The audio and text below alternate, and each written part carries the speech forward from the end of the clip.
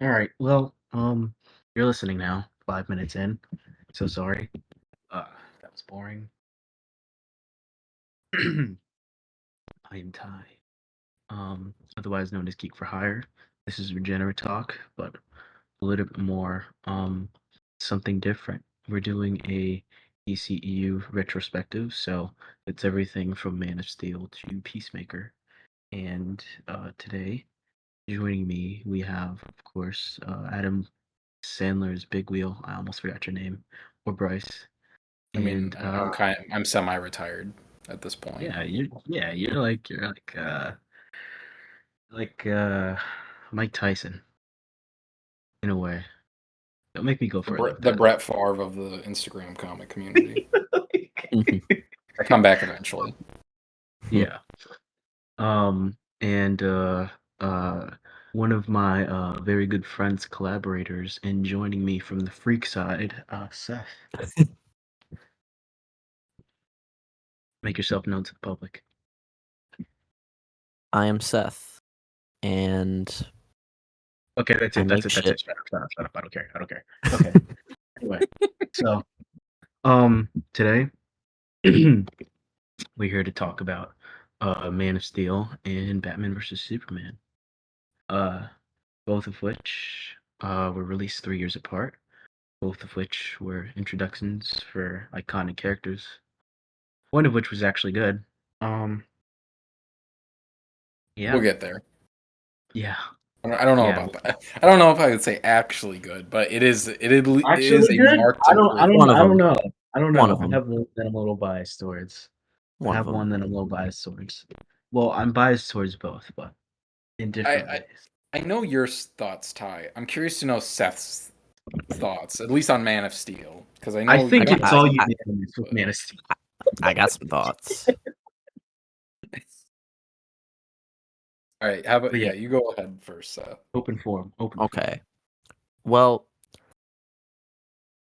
I mean, just on a broad scale, for me, it was like watching a Michael Bay movie. It's like What does you that mean? start it. Well, I'm gonna explain it. I'm gonna explain it to you. Okay. Let him Damn, finish. Ty. Let him finish. Okay. It's like watching a Michael Bay movie. That's it. No.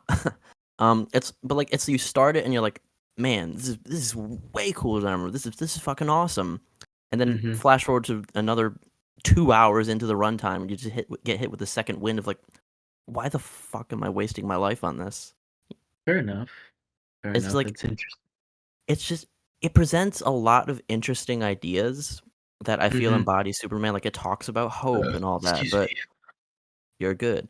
But like it just doesn't do a whole lot with Your it, excuse. It takes its time building up these deep themes and like it's gonna be so big and important, but then it's just the payoff is just the plot gets resolved, I guess. Mm, In like okay. the most boring action movie way possible. That's Yeah. interesting.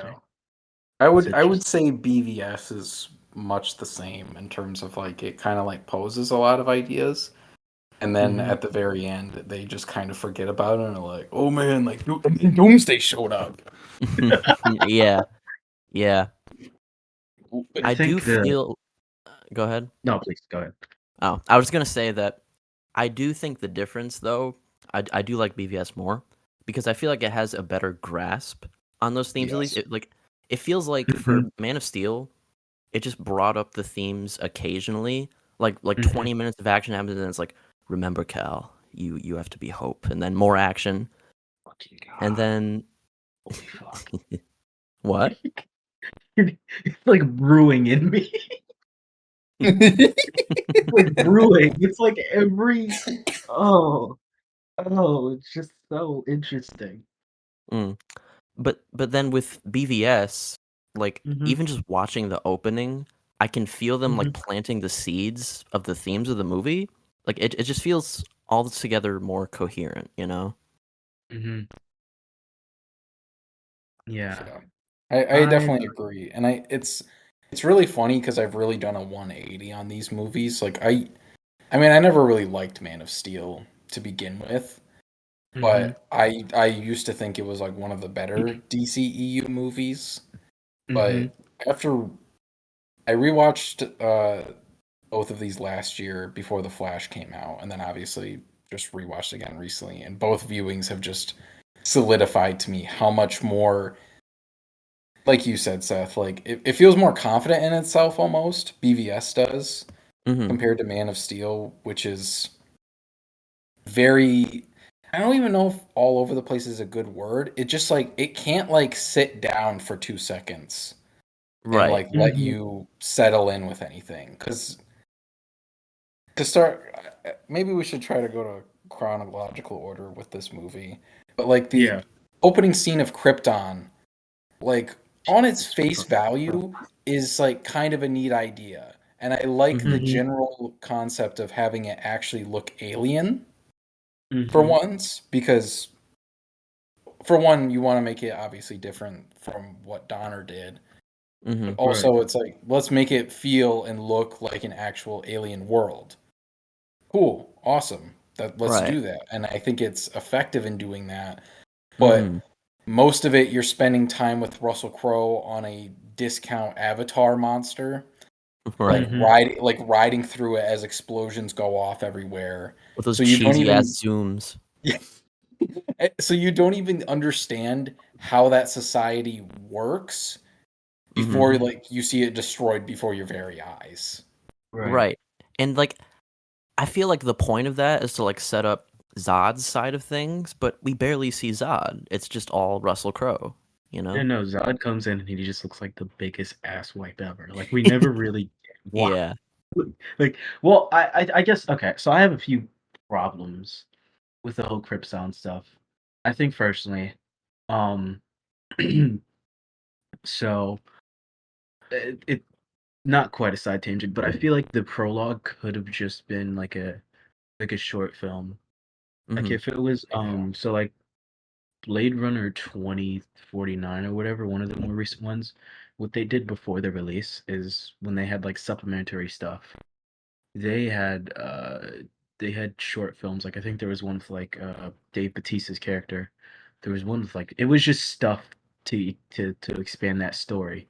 But Mm. it was like 30-minute shorts that they just put on YouTube for free. Like, hey, like this isn't really part of the film at all, but this is here if you want to watch it. And Mm.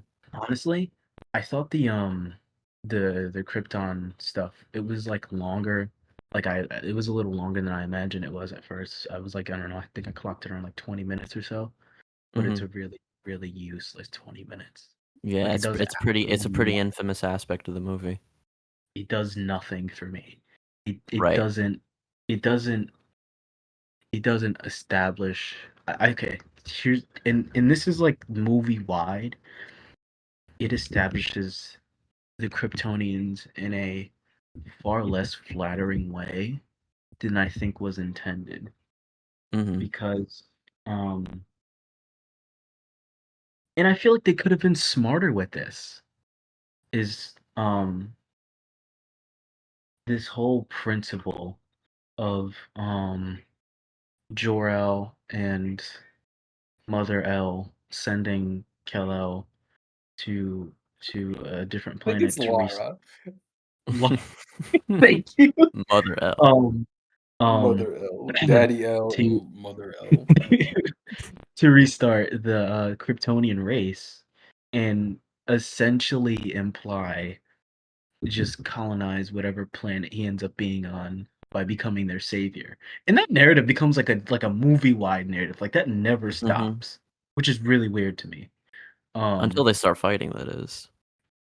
Not even, because it's even. We'll get to that. We'll get to that. But Hmm. Yeah. it just really makes out the L's to be colonizers and all of Krypton to be colonizers, really, because I'm pretty sure that's what the World Core was for anyway. Um, Well, but it's very weird because like I think they meant to make the Kryptonians like a bunch of like colonizing assholes, but then hmm again, like Jor-El's plan to save hmm Krypton is through colonization, right. basically. So Uh-huh. it's a very weird thing where it's like they're trying to have their cake and eat it too. Where it's like no, but Jor-El was a good guy about it. Like his Yeah. plan, it's like they try to. He says it really quickly, but again, it's like the movie just can't like sit with it and like be like, hmm the movie can't sit with this out for 2 seconds, and Jor-El quickly explains after he frees Cal from the ship towards the end. He's like, Mhm. "No, I wanted you guys to like coexist and like usher in a new age." And in my head, it's like, Hmm. how would you, well, logistically, how did you even anticipate Clark to figure out that he literally has the DNA of his ancestors resided within him? Like, what is he Mhm. supposed to do with that? How is he supposed to like make that come to fruition in any way? Right. Yeah, no, but that didn't really stick with me. I actually really found I didn't know. I think it was like cool for me to see like the Laura L. Laura Zor-El, Laura Yeah, Zor-El. I feel like I think it's that's just right. Laura or some shit. Maybe Laura. It's just Laura. She's not an L at all. Um, she was the um she was the actor for Vanessa in Daredevil, and that's really all I got out of the Oh scene. shit! Okay, I I was just like, like she looked oh, vaguely oh yeah, familiar, but I did not yeah, realize. Yeah, I never realized yeah. that. That's like really all I got out of it. I was like, oh, like that's her. That scene, please. Holy shit! Russell Um, Crowe's here. yeah, I Russell. I also just want to add, like, it's hilarious how needless Jor-El's death was. Like, Zod just Yeah. stabs it. He's like, nah! And Hmm. then just stabs him. Like, he doesn't even, like, try to, like, leap at Laura to, like, stop her from hitting the button. Right. He doesn't try anything to actually stop her. He just throws a hissy fit and kills Jor-El real quick, which is, like, really Right. funny to me. Surely he could have done something more proactive. I And then also just the didn't way... really. Oh, sorry. I was just gonna say real quick, like, just the way Jor-El, like, falls, like just how flat it Yeah, just like is. I didn't really understand what exactly like what was happening in the last moments of Krypton. Like what were they doing? Like they sentenced Zod and his followers No, to Phantom Zone, but like for what purpose? Everyone was dying. Why didn't you just jail them until like the planet blew up? no, You could have it felt waited. like all of this happened in like a day. Like the way the movie presents it, it's like it right. all happened in like the course of one day. Yeah. Hmm. And but like the way like Jor-El recounts it, it was like a whole movement that lasted like at least a while on their planet when he like Right. recounts Zod's revolt or whatever he calls it. And It it's just seems like it's like Zod's big day. Like it's not. Right. Yeah, it's like the resources were being depleted, and then one day everything blew up. yeah. Yeah. And yeah, because you gotta imagine like that happened. That whole situation happened at least like a week before Jor-El went before the council. So like he Hmm. really was like going down to the wire for that shit. Like Mm. he was like, "All right, Laura, like we're gonna try for a baby." Again, like there's just so many questions of like what you were even thinking. Like it's like, "Oh yeah, we need a natural birth." Like I needed to fuck so bad Hmm. that like we need a natural birth, and then we're gonna shoot him into the stars, and he's gonna colonize a planet for us. But not really. We're gonna say he's gonna coexist, quote unquote. Yeah. Hmm. Oh yeah, that shit was crazy. But it was boring. Boring and crazy. Moving on just a little bit. I don't want to cover every single detail in the movie because like I don't feel strongly about it. Right. Yeah. Um I think the you brought up like yeah. All right, so moving on to like young Clark and that stuff because I even though it's like a bit out of order because Hmm. it was just on my mind because you brought it up, Rice. Like young Yeah. Clark just being like Clark, young Clark to Clark being a bum. It's so this legit. We'll get to it a little later when we actually get to Pockhan's thing, but Mm-hmm. just the how they edit this in terms of like the general story structure. I Mm-hmm. hate that we cut to him as an adult, and then not even Mm-hmm. 5 minutes later, like he saves the oil miners or whatever, and then we flash back, and then he gets Mm-hmm. himself out of the water, gets some clothes, Mm-hmm. and then we flash back again when he sees the bus, and it's like, Mm-hmm. just why didn't we do this in chronological order? Because for the if you would Mm-hmm. have Right. just like put it in order and maybe had like one or two more scenes like before he gets to adulthood, like it could Mhm. work. But it just like comes off like very messy, and it's like, oh wait, what? Like we're back there again. Oh, he saves a bus full of kids. Some dickhead just called him Dick Splash. Yeah, it I just really seems needlessly experimental. Right. I Yeah, really would have liked to know what exactly happened in between Pa Kent dying and Clark being a hobo. Like, well, how do you go down that path exactly? Mm-hmm. Like, because where it's did he? not like he has the ability Just to do always so many things, and he right. just fucks off for.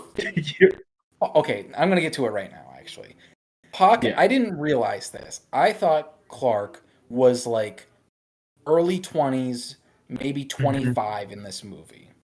But if you Mhm. do the math and like you like think about it a little bit, like Mhm. Pa Kent died in 1997.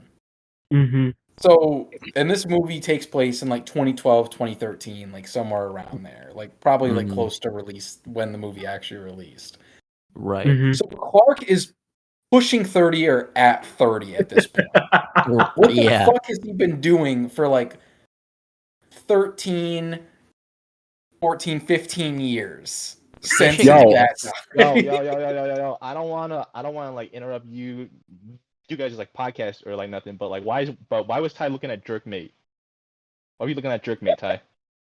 Why were you Just looking at waiting Jerkmate, that Ty? someone would see that.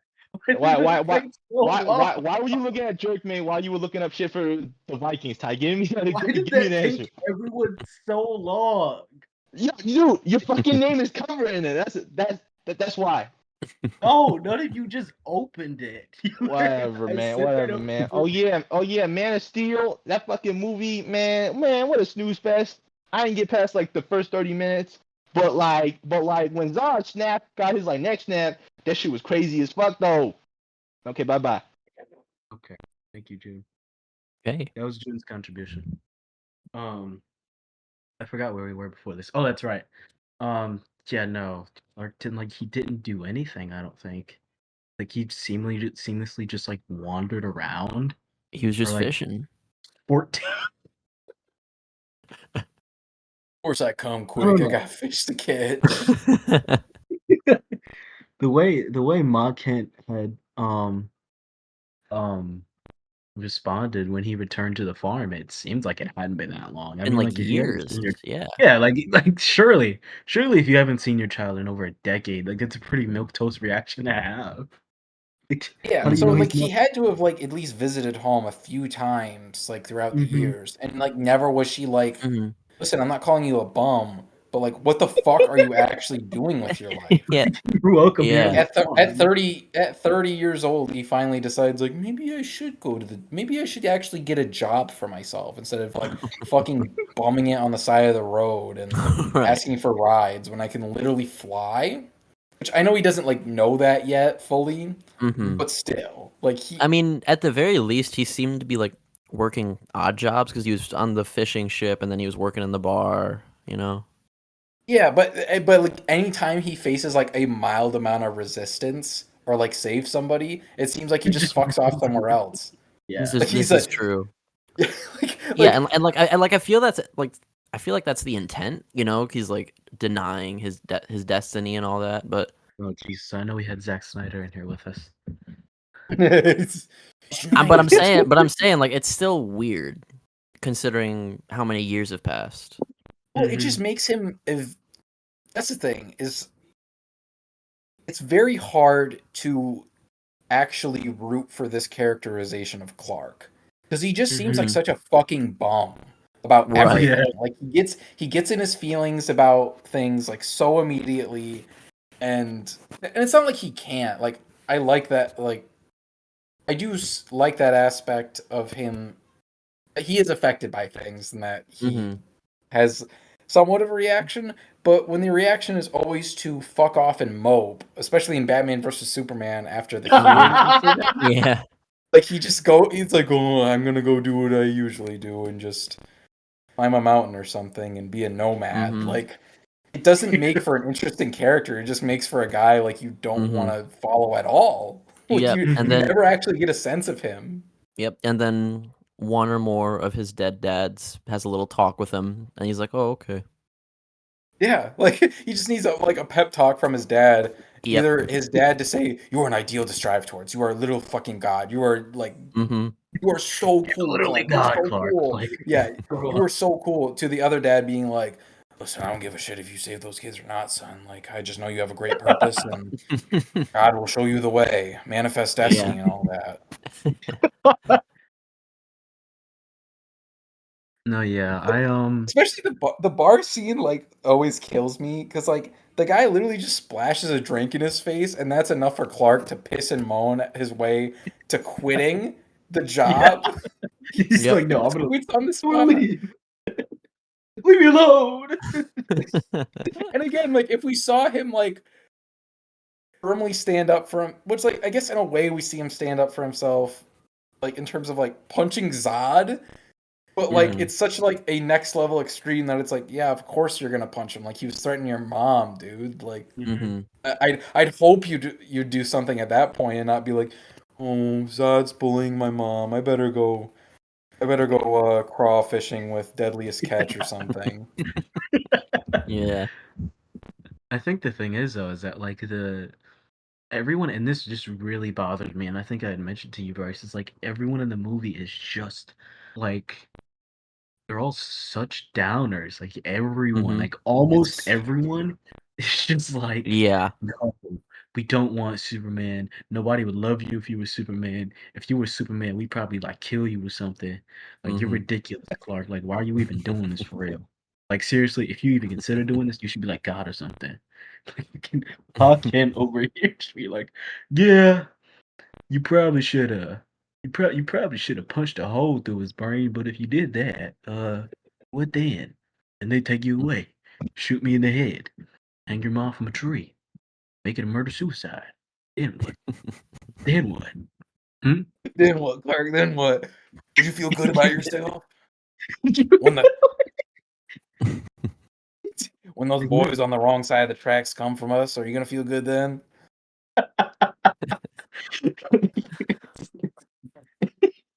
No, it's It's it's also all Podcat has like I don't know. I don't want to say like he's a schizo, I guess, but like he goes back and forth between like Clark, like you really shouldn't fucking tell people to Mhm. no, like no, you're destined for greatness. Like right. he dies on the note of like Right. no, you should never reveal yourself, but he's also like there's a reason you're here, Clark. You're the answer. You're the answer to if we're alone in the universe. Like Right. Mm-hmm. we you're so big, Clark. Yeah, I think the movie explains it as like, oh, you just shouldn't reveal yourself yet, but that's still so like non-specific. It's also Mm-hmm. just a really shitty thing for a parent. Like in some aspect that is good parenting advice is like you will be ready at some point, but the way it's Mhm. presented like in Pa Kent's way is just so Mm-hmm. fucked up and weird. Yeah. Like you're Yeah, placing it's it's like he's placing a lot of like pressure on his shoulders to like deliver at some point, but not yet. Mhm. Right. Yeah, no, it was I mean, maybe that's why he fucks off and becomes a bum. He's like, "Oh, I don't know when, so I'll just go fishing." my dad Exa- said I couldn't.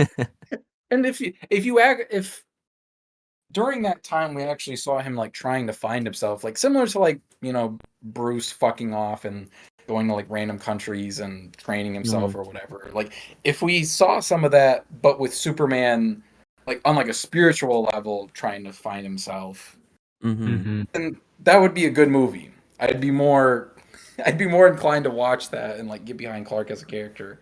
But he just kind of waits around for 15 years. Like this is Mm-hmm. on paper. On paper, his Mhm. dad dies, telling him, "No, you should not come out." He fucks off for 15 years, just kind of helping people here and there, but like it's like one guy. He's not really doing like a whole lot, which not to discount it, but Mm-hmm. it's still like he's not like stepping out. And Right. then his space dad, he finally finds out about a space dad. And space dad's like, "You were destined for greatness. You can fly, and you should be totally fucking rad and cool." And Mhm. Clark says, "Sir, yes, sir, I will."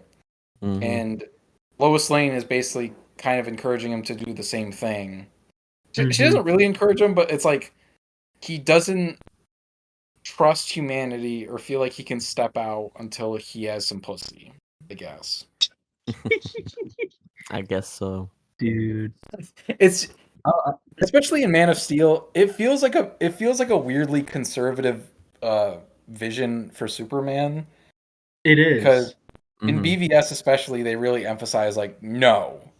Like he would not be, and to a certain extent, I believe this to be true in the comics as well, or like other interpretations of Superman. But they like really hammer it home in this movies to like a weird extent, where it's like, no, he would not be able to be Superman without Lois.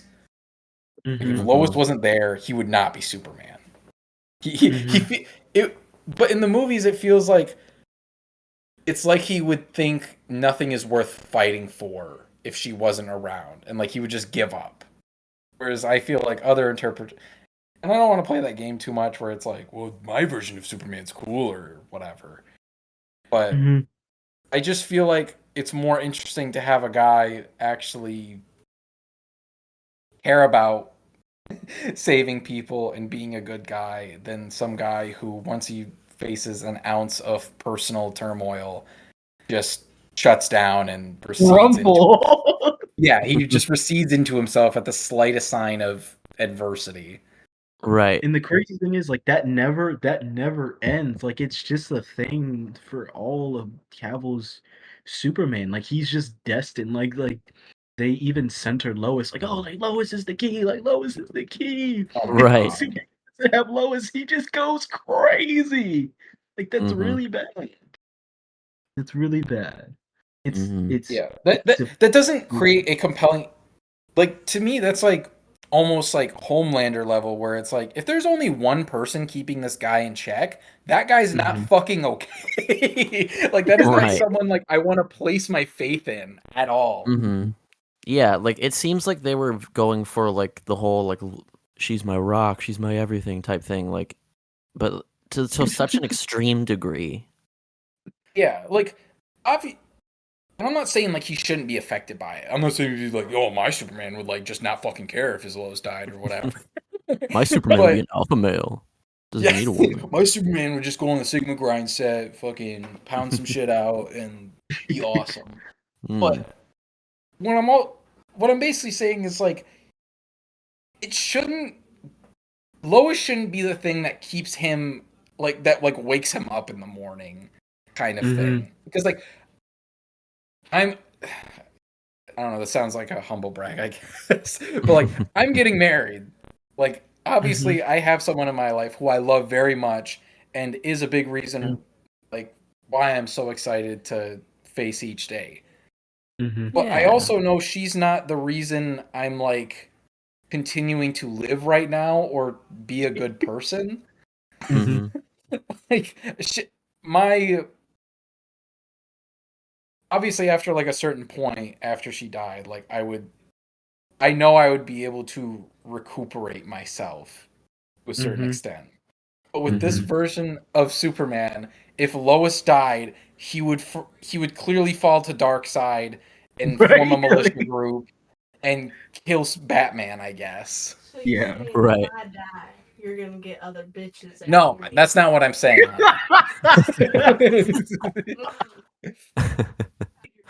Later, because that sounded. I said nothing. I said nothing about bitches.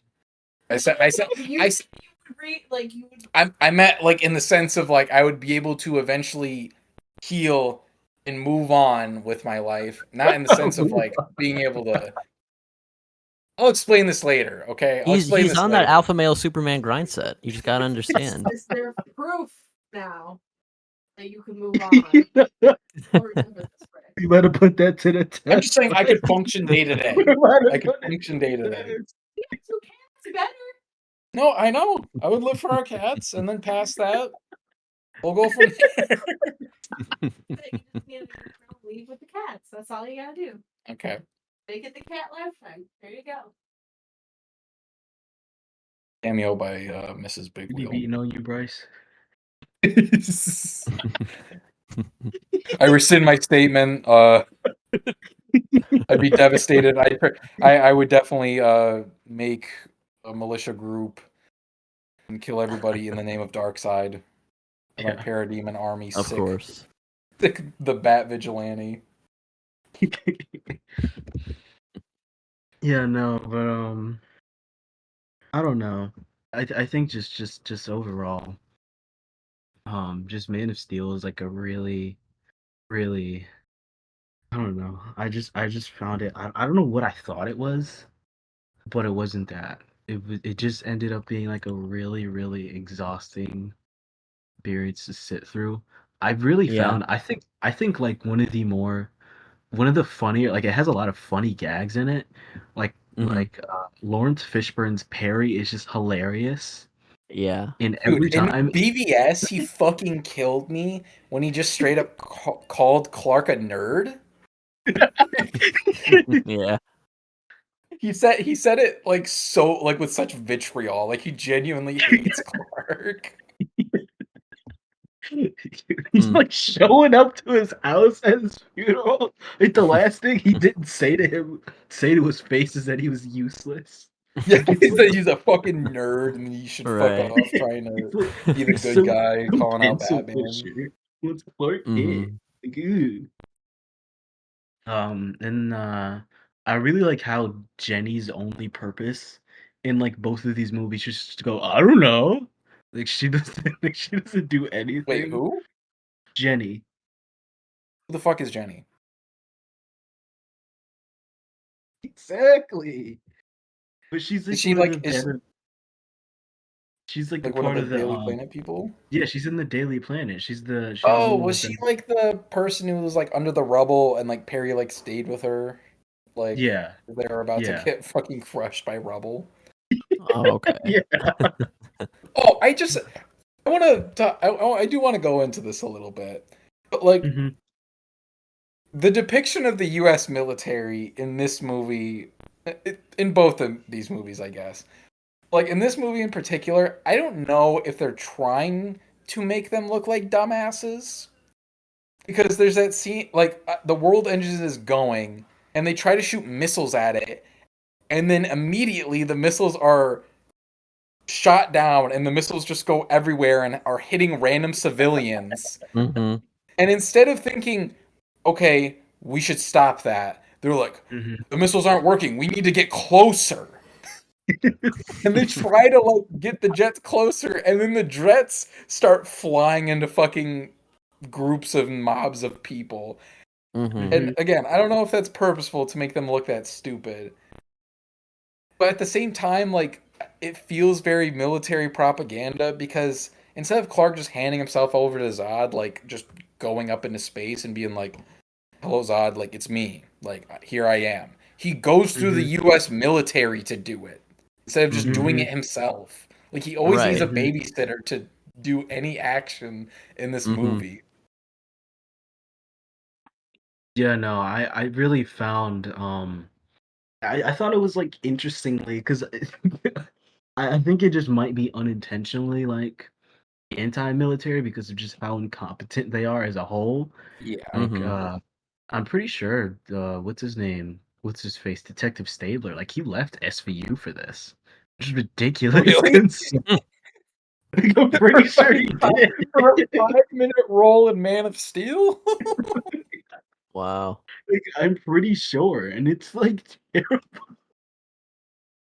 I could have That's not swore, I could have swore he died earlier when he was like shooting at Feora, and he like no. just like he saw the bullets reflect off of her, and then he just kept going, hoping Like, Superman would like come. he saw that and then he pulled Mm. a knife. That was like the funniest part. He like pulled a knife and was like, What "Fuck are it!" you Like, doing? Yeah.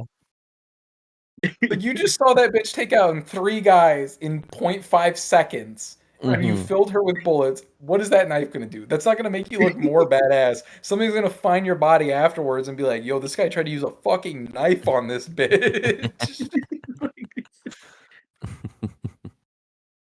And Sorry, we Yeah, found no. someone. What a dumbass. and like he even and I guess this is another point to like where I get confused on if it's military propaganda or not. It's like the US military is technically the ones to like deliver like the final blow to the Kryptonians because like the guy Mhm. just kamikazes into the ship. Mm-hmm. It's because of the U.S. military that happens instead of like I don't know Superman just flying into like taking the ship and throwing it in there or Mhm. whatever. But yeah, sorry, I'm just thinking about this entire movie and I'm getting like overloaded. Yep. That final act especially is just like so like it just goes on. Like I would Yep. say once you actually see Zod, from that point Mm-hmm. onward, my brain just kind of like shuts off and I just lose track of Exactly. anything. I think I I think was that's when the second wind hit for me that I mentioned I think earlier.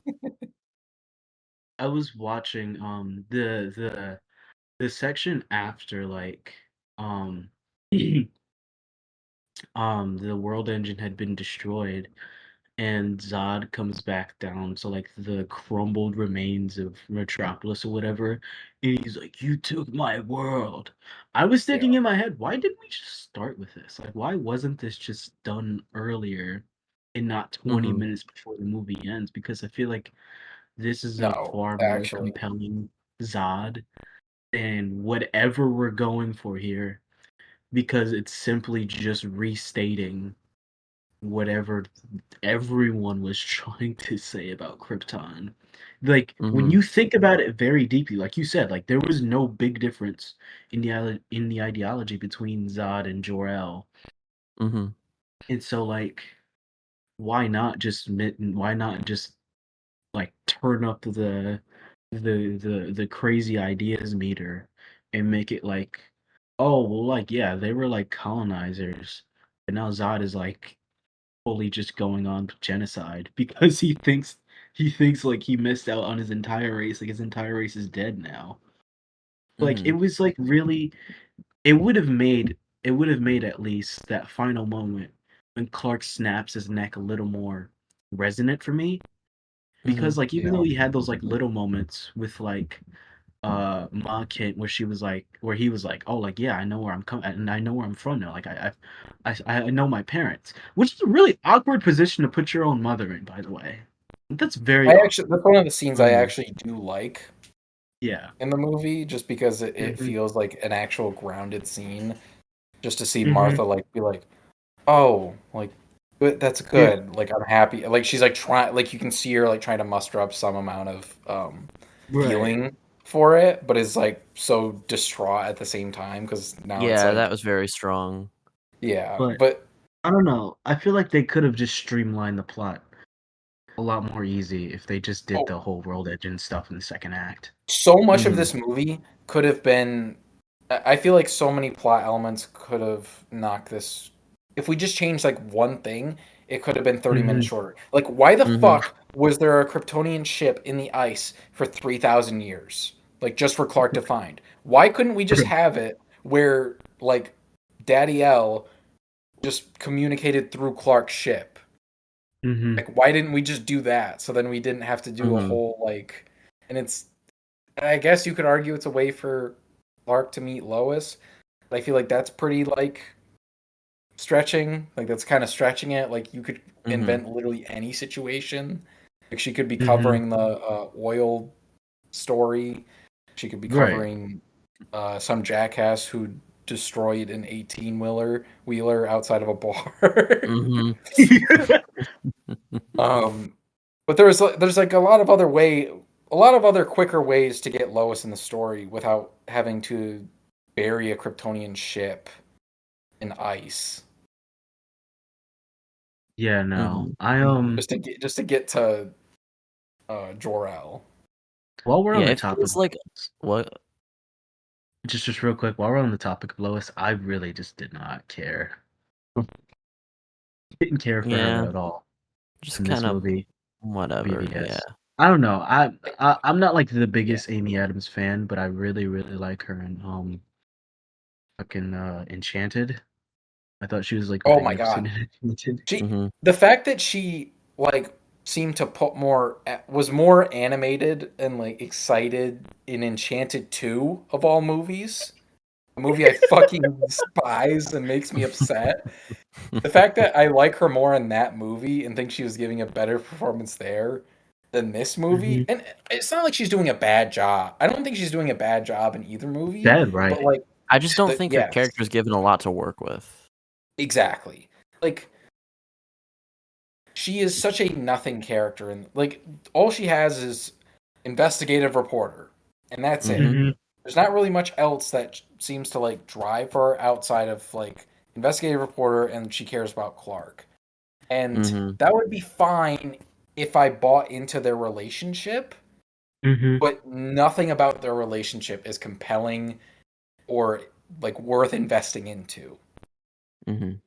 I'm really surprised they didn't have Sam Lane in this movie with how military focused it was. Dude, literally, Like honestly, I haven't even thought they about could that have done before, but that something. would have been so good. Yeah. Like they probably could And have had him in there and had something with like, just like all that military business and really said something compelling about it.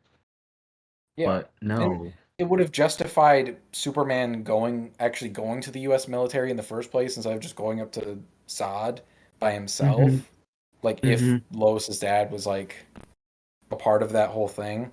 Mhm. Speaking of the Mhm. military again, uh, can we mention Martian Manhunt? Fucking I wish that never happened. I wish that wasn't canon. Cuz it just makes everything absurd.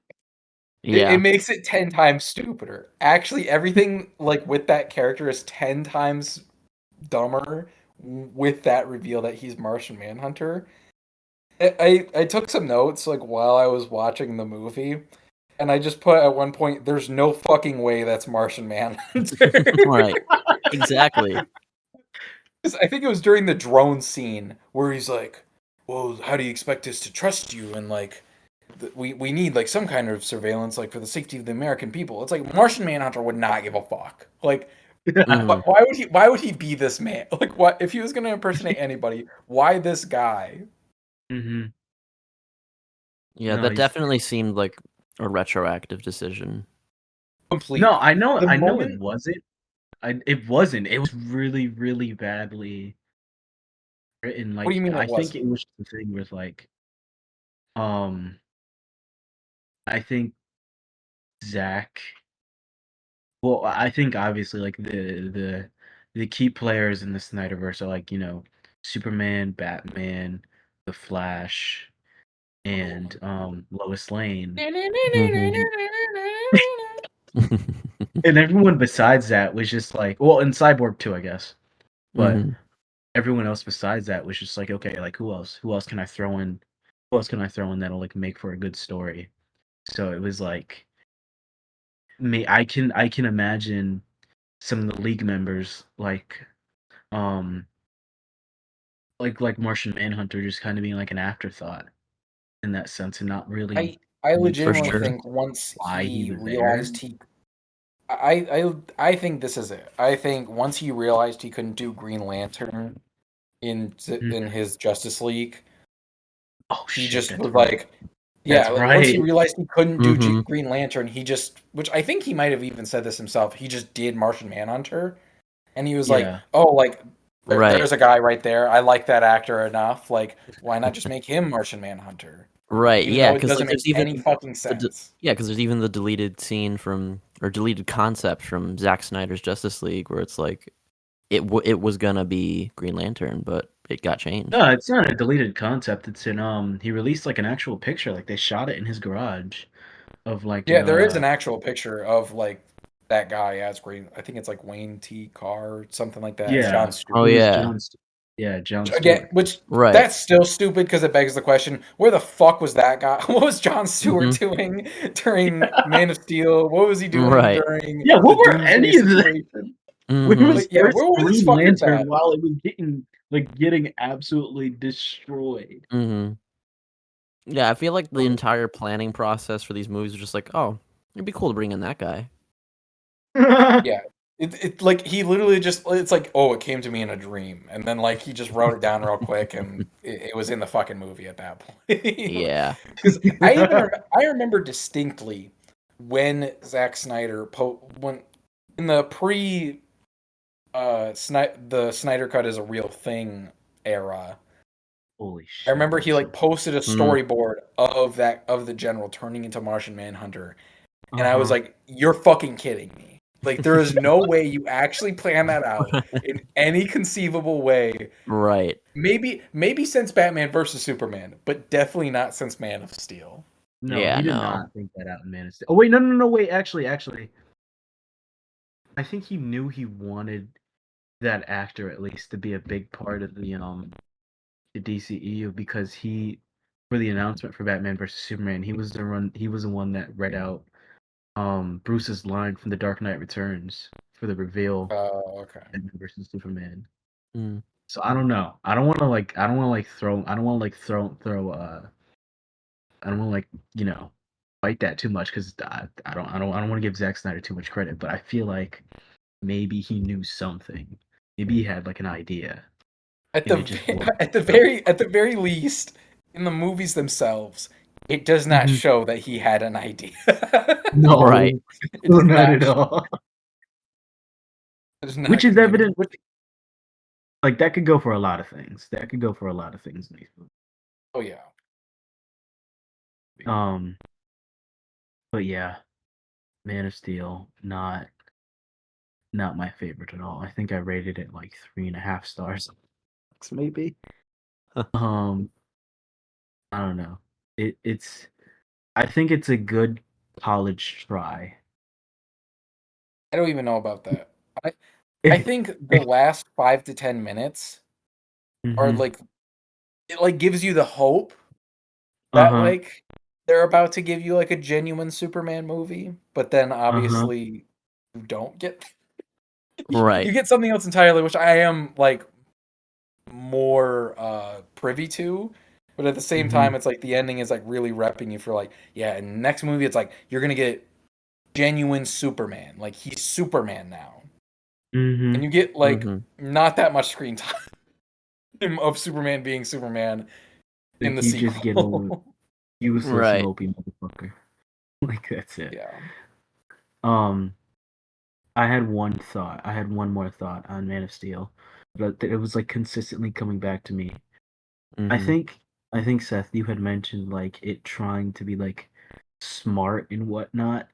I think if anything, like it did feel like a very generic mid like 2010s, early like mid to late 2010s action movie. Yeah. Just in the sense that like everything is just so blown out and it's like nothing dialogue, nothing plot, but like the action is really well shot. But like just Yeah. everything just boring and garbage and it doesn't make sense at all. Yeah, it's just like gravitas for the sake of gravitas. Right. Right. The really like it was like even like weirdly experimental with like when Clark was adjusting to the Earth's gravity and he had that like little dream sequence with Zod, but then he woke up and it like really happened somehow. Yeah, Yeah. he's like, I was in your head, Clark. We have telecommunication. You didn't know that? We could Yeah. communicate telepathically. You did not know that? It's like I could just imagine like Clark It's just like, mumbling in his consider sleep what and I Zod said just now right that you're next to him. drowning in skeletons. Zod's I'm not just the right bad next to guy. his ear, like, no, hello, like I killed your father, hello. Like right next to his ear. He's Yeah. like, your father's death haunts me every day, but I would do it again. And it's like you didn't need to do it in the first place. Like Right. you actually did it for no reason. Right. Yeah, no. It was I don't know. I think Michael Shannon gave it a good try. I don't know Yeah. why he came back for the Flash, honestly. I was just about to say, I think his performance Glub was even Shadow. more stellar in The Flash. Right. He reprised his role. I think you could But I'm tell. I think you could tell after the press for the Flash, like he just hated. Like he was done with. Yeah, he even said like he at least enjoyed that Man of Steel made an effort to be smart, but he was just like Mhm. he was just like on the set of Flash, like, what the fuck is going on? You know? I just I remember I think it's like in like a Vanity interview or something like that, where he's like going over his roles, Mhm. and he was talking about how his agent like called him and talked to him, and they're like, "Yeah, like they want you back as Zod." And he's like, "Well, isn't Zod dead?" And he's like, "Yeah, but it's like the Mhm. multiverse." And he's like, "I don't know what that is." He's Yeah, really yeah, baffled with that that's what I idea. saw too. Yeah. Dude. Mm. Just thinking about the Flash and just everything, having never seen it, but just Me neither. it felt like Really? really hysterical last year. It felt like everyone was really hysterical before the movie came out. Mhm. Tom Cruise. We'll get to that more. Once we get to We'll that get to movie, we'll that, get to but that. it's just so But absurd to me. it Yeah. is absurd. It is actually like I'm even They one of had those to people they who had to have paid likes the him movie. many bands to say that. That's the thing though, like that's such a weird star to have paid. Like I feel like that Mhm. genuinely did happen, Mm-hmm. but at the same time, I don't know. There's just so many weird things about that. It's like, why did Yeah. Tom Cruise gas up the movie that much? Like, what did? Mhm. And again, he made Top Gun Maverick, and everybody loves Top Gun Maverick. So that guy, he has Yeah, his finger on the pulse somewhat, I guess. But I yeah, don't know. yeah. But that was just my mind was just on that. But that was very off topic. But Mhm. yeah. I mean, do either of y'all have anything else to say with about Man of Steel before we reach the hour mark? Not really, no. I don't ever want to watch it again. Yeah, no. I don't think I'm gonna watch that again for a long while. I don't know. Just an uh absurd and terrible movie. Mhm. Okay, But before we get into the movie itself, I just want to, since we're on the subject of Michael Shannon, uh, mhm, before BVS, because I remember like when BVS was coming out, like I remember like a decent amount of the marketing. I remember mhm, like a lot of the stories coming out about it, and mhm. there's one story that has always stuck with me. It's Michael Shannon did like an interview where he said he was gonna be in BVS, and Uh-huh. he had like flipper hands. What? Oh, hang on, What? I'm finding the article right now. This is what he said. I was in my costume and I couldn't use my fingers because in the sequel I have flippers instead of hands. So I had these wax flippers on my fingers and I couldn't open the door and I could hear Zack Snyder, the BVS director, being like, "Where's Shannon?"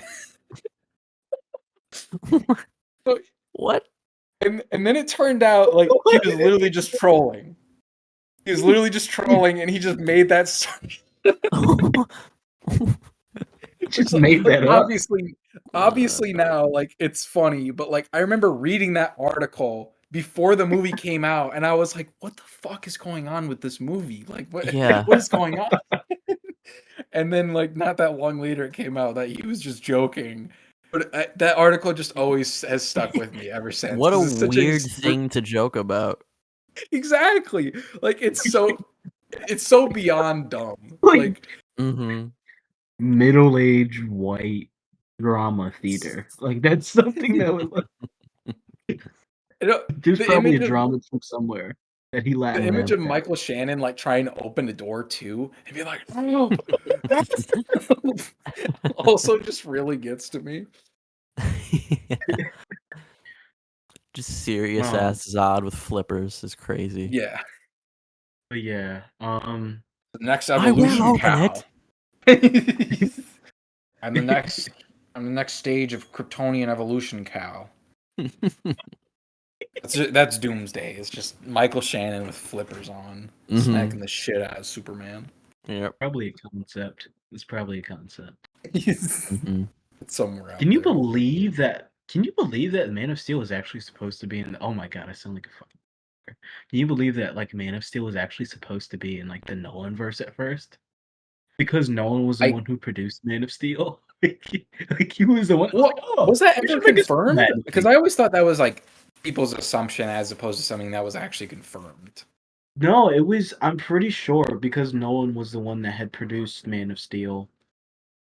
Um, and they were like, well, like, what if we just set it in the same universe? And then like someone from DC was like, "No, that's like a really bad idea. Actually, let's not do that. Let's Yeah, just no, start that over." very much was Give a that, plan. give that guy $1 million. Give that guy a head for the rest of his life for being that Yeah. fucking smart. He was. I know Yeah. that he was very involved. Like Nolan was very involved in like early He DC. was. Yes, he was. He had a producer role, and I think Bale also turned down appearing in the movie, so that's another reason why it fell through. Probably. I feel like Because that's probably he was like the big reason. Is Yeah, he because like he's probably been was very no. adamant about like, oh, if Chris isn't doing it, I'm not gonna do it. Yeah.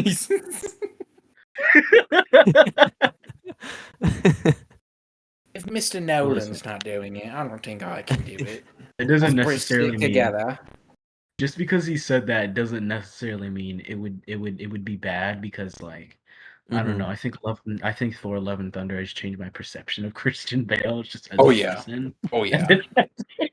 I mean, to be fair I mean, though, he- it seems he like a lot of admitted his that shit was for got his cut kids. out. I think he just got Well- cheated on that movie. Like he went in I don't know. expecting He said something he else. admitted he did that for his kids. Like he, at Right. least I'm pretty That sure too. he said at one point, he's like, I mainly did it for my kids. Like, Yeah. which I feel like is like the excuse for a lot of celebrities now that do a Mhm. Marvel You know? movie. It's not like the best. Yeah, like They're just Jim like, oh, I just Carrey, want to he do it for my does kids. Robotnik a lot of the time for his grandkids. You know, like What are his you talking grandkids play about? Sonic. What are you talking about? Christian Bale does Robotnik for his grandkids. I said Jim Christian Carrey. Bale, he was like the main villain. Jim in Carrey Thor. has grandkids? Like said, like He does. did He's it. that know. old? Yeah. That was like the first. I was like, it was somebody from fucking Thor. Fucking Christ. Yeah, he is at the ripe age of 60. Oh, Who is? Jim Carrey. Oh Mhm. Jesus! Yeah. Yeah. You know he doesn't But look yeah, 60. no. I know, yeah. But yeah, no, it's like a lot of these celebrities, yeah, it's just they do these roles for such casual reasons. Yeah, I know. Samuel L. Jackson just takes up Nick Fury jobs like nothing. They don't even have to like pitch it to him. They just be like, "Oh, hey, you wanna like come on set for like, I don't know, like an hour or so? Just shoot this one scene, please." Mm-hmm. Yeah, no, I don't imagine it's like a very deep thing. Like I imagine with like all the the post Avengers criticism and the Martin Scorsese stuff, they become a little more Mhm. shameful about it. They become more self-conscious. Yeah. But let's not pretend like you weren't tap dancing for Disney for a good buck. Let's not act like it. We Right. saw you punch you with your pants down. We caught through your pants now, Robert. Don't be playing now. You gonna pick up that phone call. You gonna pick up that phone call from Kevin Feige in a couple years. We know that. Don't Oh, lie your now. daddy long dick just landed. Time to pay for your kids' tuitions. Yeah. Yeah, exactly. Don't be Mhm. lying now. But anyway, moving on to BBS. I think I just have one anecdote to share about this film. Um, so I remember when BVS was coming out vaguely. It was like this spring of 2016. I was just a boy. I believe I was in like 5th grade at the time. Mm-hmm. Yeah, I was in 5th grade at the time. And there was just a lot of weird energy surrounding its release. Like I would absurdly agree with that. As someone who actually who like remembers it like more distinctly, like I was in freshman year high school, so like I distinctly remember this release. I 100% agree that it's like I can't say there was there was definitely hype behind this movie, but not in the way that like it really should be. It was like irony hype. Like everyone was fake Yeah. excited for it. Mm-hmm. Yeah, like, it was like everybody was like holding out hope that like Zack Snyder would miraculously turn out a good movie more than anything, at least to me. And even it's just like the base idea of like it's Batman versus Superman, and I think that's another thing that like I kind of want to address is like this is the first time Batman and Superman are sharing the big screen together ever, like in movies, and it did not and you're telling me it didn't break $1 billion, but Civil War comes out 2 months later, the same year, and it breaks $1 billion. Well, that's the thing. I think it was like trying, like didn't I feel like I heard something where like it was like either like Marvel, like there was like it was like an actual like they instigated like Marvel and Warner Brothers had like instigated and they were like, oh, like let's see like which one of our movies breaks even first, and Right. then like a date moved. I feel like one of the dates, like one of the, I don't remember which movie moved closer to what. I feel like it might have been BVS closer to Civil No, War. I think because Civil War came after. I think Feige even said, "No, we came up with Civil War after BVS because we're like we need to Okay, like do yeah. something." Because I'm pretty sure that's what Feige himself said is like BVS. Yeah. Civil War happened because of BVS, and I think Right, because originally he was Surfing Society before, and then he was, yeah, and then he saw, yeah. But yeah. So, and I think they were both set for March 25th. Both those movies, and it was basically gonna be Barbenheimer before Barbenheimer. Was right. gonna be those two movies. I kind of wish they kept that because that would have been a really insane moment for It would have comic been book movies. embarrassing. Like they would have fired Yes. Zack straight off. Like it would not have been like a whole. He would get not through have half filmed Justice anything. League. Yeah, no, he would not have gotten through it at all. Right. Like they would have fired him immediately. So no. Yeah. But I think Marvel was the one who moved. I think because I think BVS was always scheduled for March 25th, and it's kept that way. But then Civil War was pushed out to May for whatever reason. More than likely, just to actually like make sure they are guaranteed to make the money that they think they're going to make. But yeah, it's there's just a lot of like such interesting context going into this movie because they revealed that Wonder Woman was going to be in this movie. They revealed that Doomsday was going to be in this movie in like the trailers. And I remember even me in again freshman year high school recognizing like this is too much. Like there is no way there is going to be enough time for any of this stuff to like feel coherent or logical or anything. And you want to know something crazy too? It's just hitting me. I have like more nostalgic. Like I remember discussing it more. I remember discussing Suicide Squad more with my friends than I do BVS. Yeah. Same. When we get to the Suicide Squad movies, we'll talk about it more. But I just like this trailer for Suicide Squad 2016. Those were actually legitimately hype trailers in the wave of like all the others. In the wave of all the other trailers that had been coming out from DC, like mainly obviously just BVS, but like that felt like such a breath of fresh air. And then the movie actually comes out. And it is what it is. And it's just such a crazy year for DC in so many ways. Like terrible decision. Like terrible decision to release them in the same year and expect everything to just flow well. Right. oh my god. And then you have I guess we're gonna get into Suicide Squad a little bit. At least I am going to for like 2 seconds.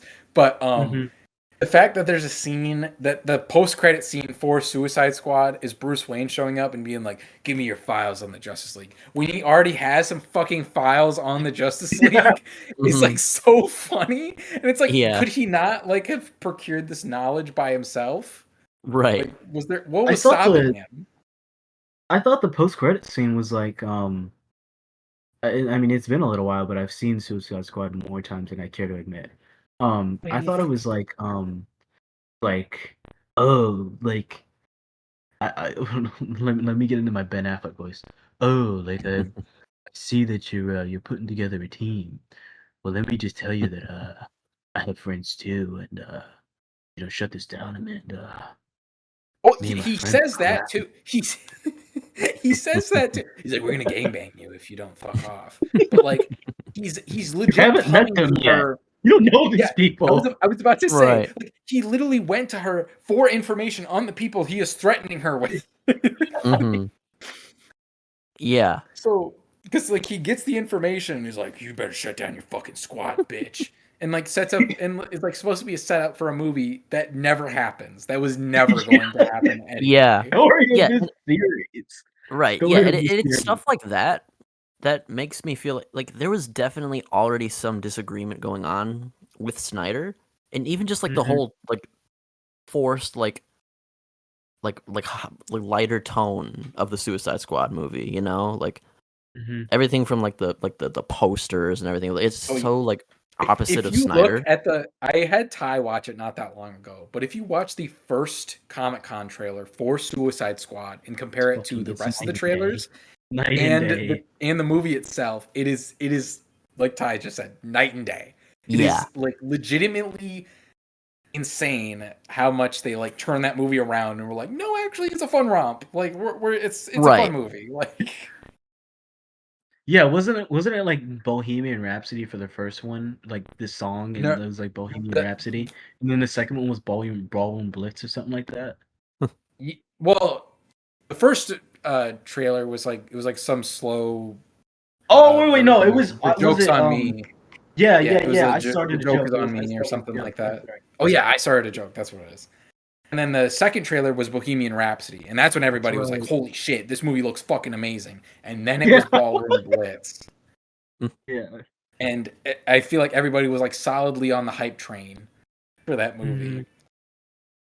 And again, the movie actually can't, and it did well financially. It did really well. But Mhm. yes, It did like shockingly. irreversible damage to like every single character in that movie. Mhm. Killer Also, didn't he Croc. get a fucking Oscar for the costume design? Yes, they did. Yeah, Yes, they did. Well Baffling. deserved. No, I was about to say well deserved. I don't know about that actually. I mean, yeah, well deserved. Like in isolation of like no. that aspect of the movie, just the fact that like that movie was in the Academy Awards, it just it doesn't feel right. Baffling. Like, it Baffling feels in like a every universal mistake. direction. Yeah.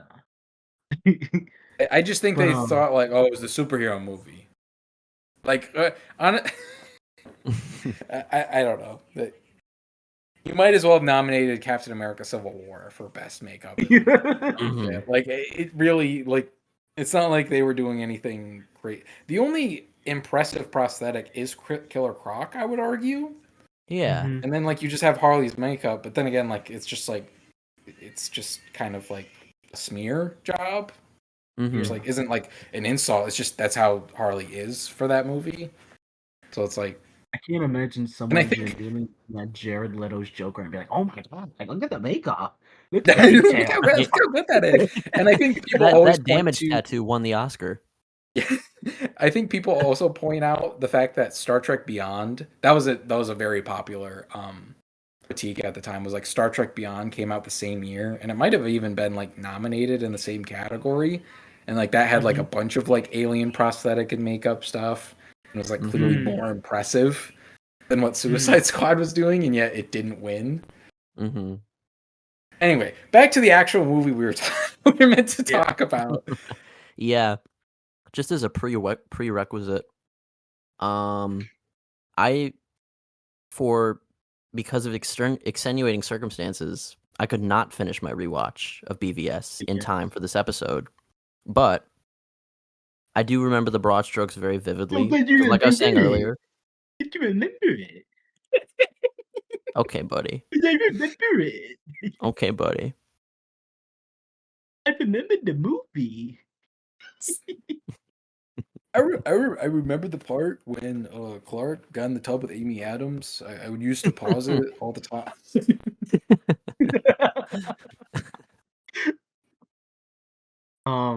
Yeah, But I am curious though, because Ty, you said that this was your first time watching the extended edition.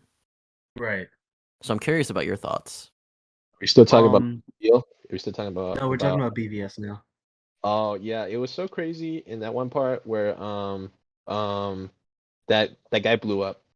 Yeah, that's the only scene I've seen from BBS. All right, bye bye. Black June. I guess just as like it's just a way to introduce it, give it a little, give it a little prologue, if you will.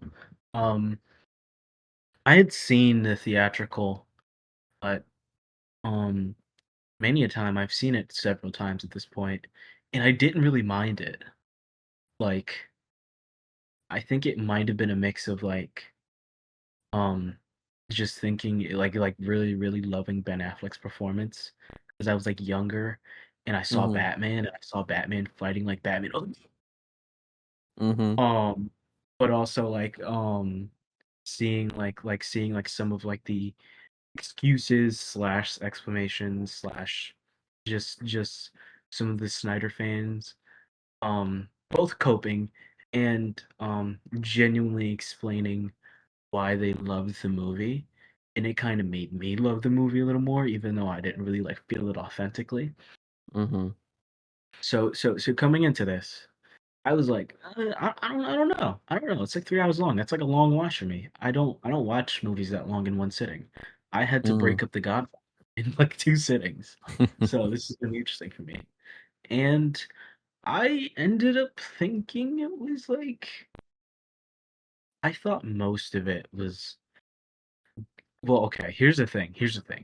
Let me just say, I did not take this seriously. I probably did not take this as seriously as it was intended to be.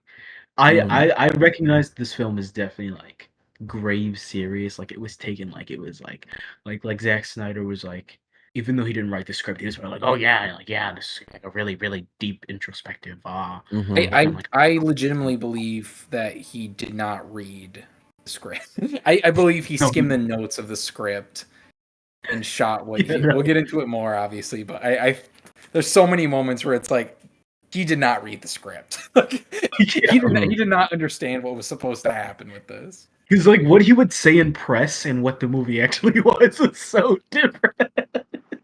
But It's so bad. It's so apparent, like how much he misunderstood his own product. Mhm. but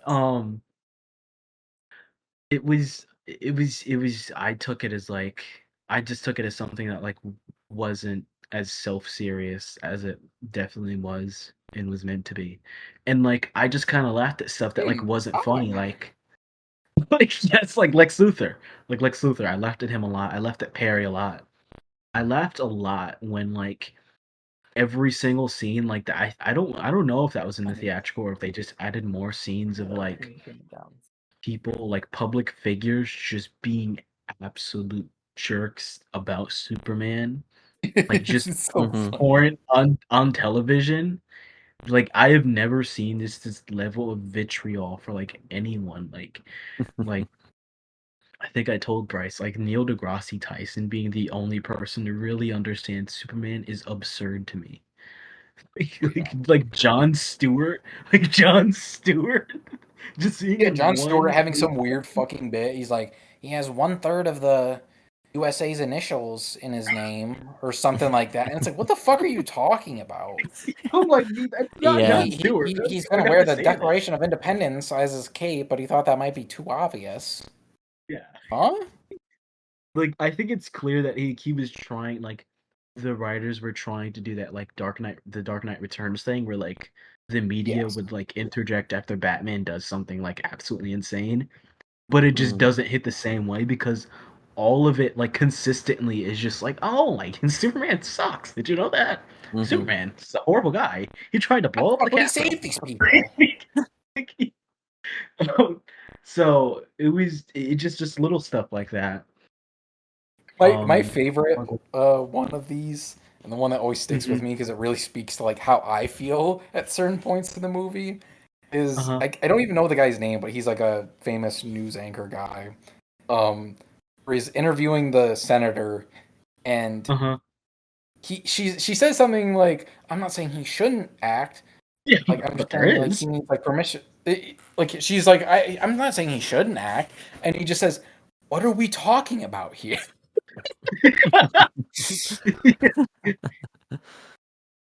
Mhm. Yeah, no. But I just ended up not taking this movie as seriously, and I think I just had a good experience because of that. And Mhm. so yeah, I thought it Yeah. was I think it's again one of those things where it's like not as deep. It's like fake deep in a way. But like Mhm. it like tries. It tries a little harder. I Yeah. hate it so much because I think this movie actually is willing to go into and settle in on some ideas compared to Man of Steel, and even Absolutely. like some other superhero movies. I would say like it genuinely has. I think it has the chops in a few scenes to actually address some of this stuff. Mm-hmm. But then the third act hits, and none of it is actually resolved in any way. It just raises a lot of these interesting questions, and like draws a lot of great parallels between Superman acting unilaterally and Batman acting unilaterally, and how Mm-hmm. like different they are in their executions. Mm-hmm. But again, it doesn't end up amounting to anything. Right. It just Aside from becomes like really, frustrating. Batman's, It's just like they aside from have like the Bruce's ideas. redemption, it's like, I yeah. also really found it like interesting. Well, not interesting, but like funny that like the reason that Clark even becomes interested in Batman is because of like the shockwave of Superman being in the Middle East and killing and being accused of killing his people. And then Clark being, well, I didn't do it, but Batman, he beats up poor people. Did you see Batman over at Gotham? He beat up people. He brands people. Batman. He's very bad, man. He's very bad. And Like I think like word for they word, even he's like, imply that oh, like like Batman's just really racist, like institutionally racist, where like he'll target poor right. neighborhoods. And I Right, was just like, Mhm. he's oh, like Batman works in conspiracy with Gotham PD to attack urban housing. What? yeah, and like Where did that it's like, come from? well, where did it come from, and like where did it go? Because like it's never like again, it's like never addressed again. Like by Zack Right. Snyder's Justice League, it's like I'm a hopeful man. Like I'm excited for a new day. Like Mm-hmm. I might be getting some Wonder Woman pussy. Like things are on the up. Right. Like I don't know. I feel like even he just could have like during like the Doomsday battle, Superman just could have said like, you really should stop like beating on poor people. Like this is your calling. You should really stop, please. Like, you're Yeah, like branding people. because I can see. I guess like the thing that frustrates me the most is like I can see like if you read this on a script level, I think hmm this movie actually works for the most part. Aside from the Doomsday stuff, the Doomsday stuff is just fucking Right. Yeah. stupid. Aside from like the Yeah. Doomsday stuff. There's no way to justify that in the movie, in my opinion. There's no hmm way to justify it or reconcile it in any way, Mm-hmm. especially with how it's presented. Yeah, it's But just final boss. yeah, like just as an aside, real quick, the most nauseating visual effect I have ever seen in my entire fucking life is Doomsday continuously doing that electric power burst thing that he does anytime he Yeah. like upgrades, Mm. quote unquote. Like it is Yeah. nauseating. My eyes just start to like roll into the back of my head, and like I need Mm-hmm. like an ibuprofen from the fucking headache I get. But on a script level, you can see the arc of Superman and Bat. Like you can see Superman's arc, kind of. Like I still think Clark is like not that compelling of a person in this movie, and again, like Mm-hmm. we already talked about, he's just so fucking mopey.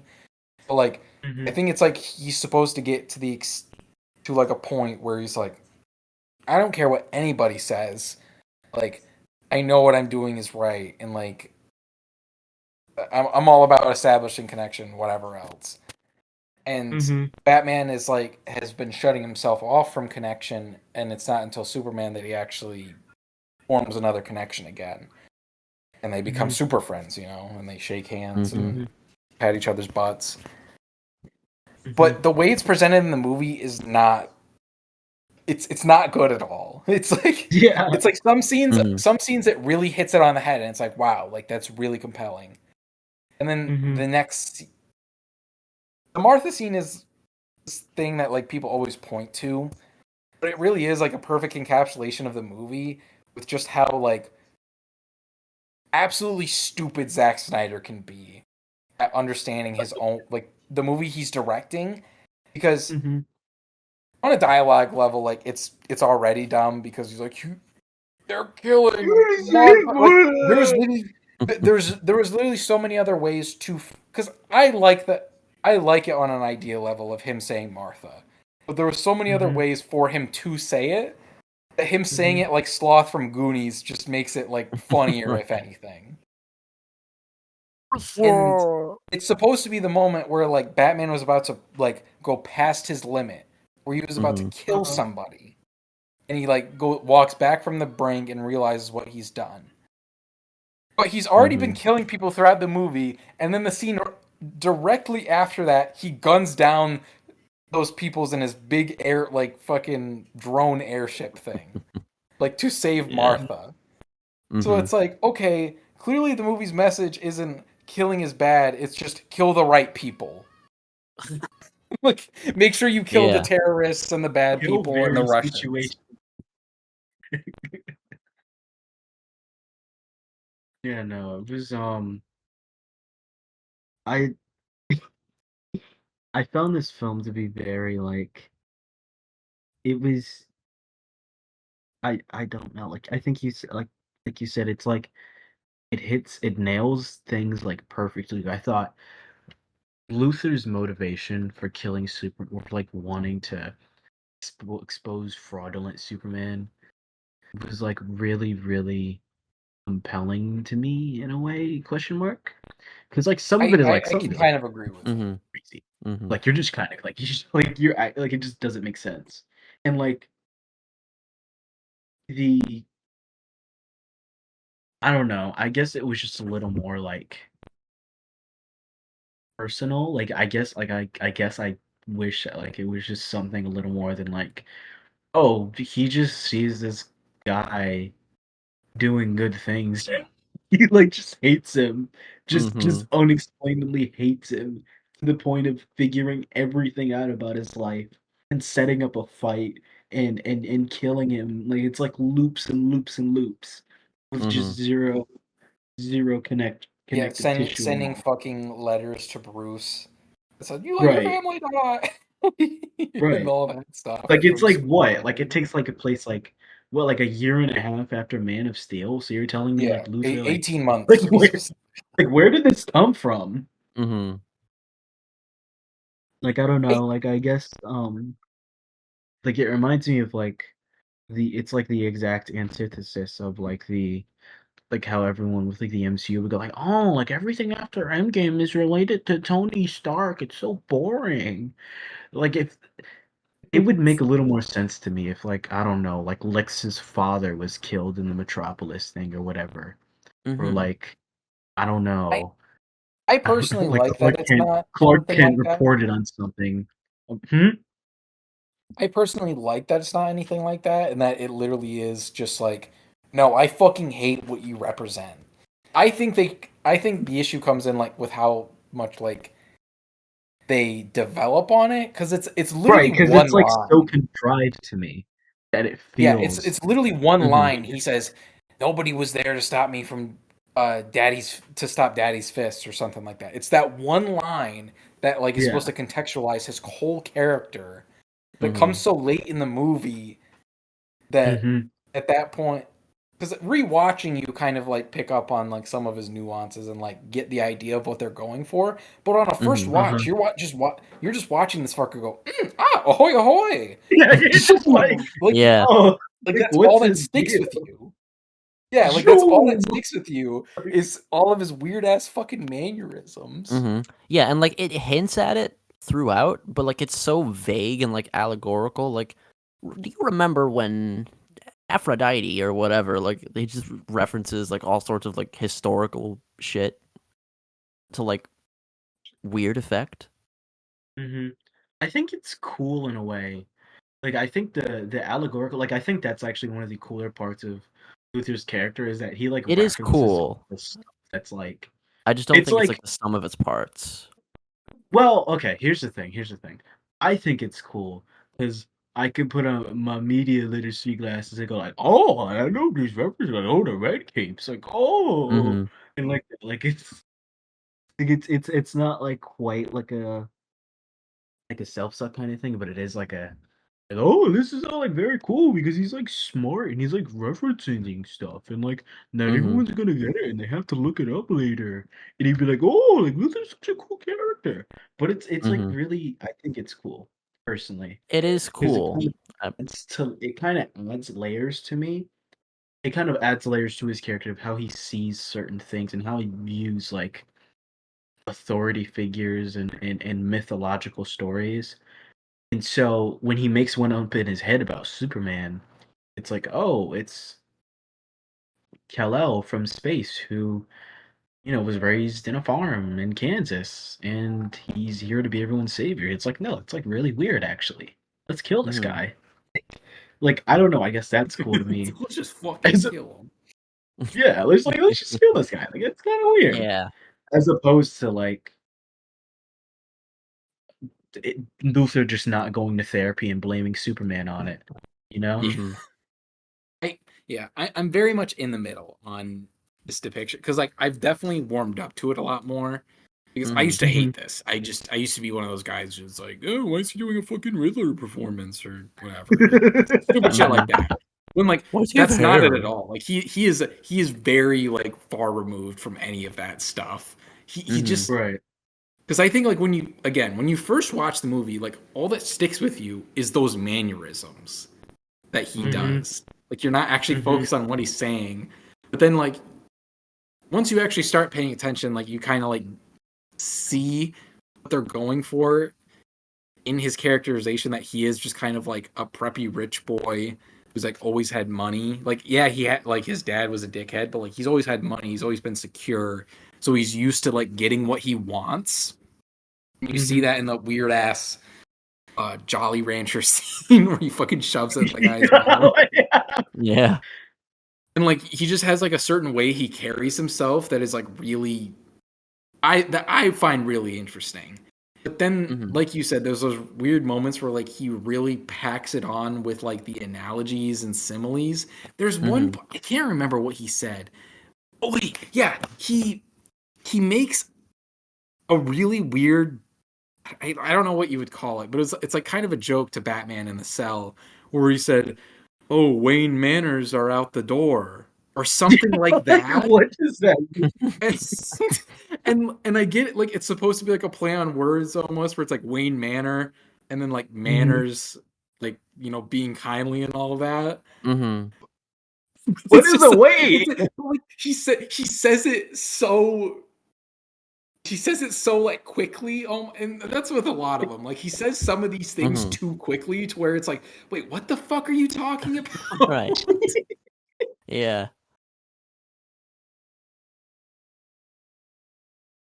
Yeah, no, it's I don't know. I still found, like even though like I like, we criticize and I rag on him a little bit, I still think he delivered one of the better performances of this film. Simply because like you could tell Yes. he was like he gave a shit at least. Like he was Yeah. trying. No, and I kind of feel bad that people ragged on him so. Like I do feel bad for him now in retrospect that people ragged on him so much for that performance. Because again, like it's very like. Once you realize what it's going for in that like rich kid like always gets his way kind of attitude, like it's a very good characterization.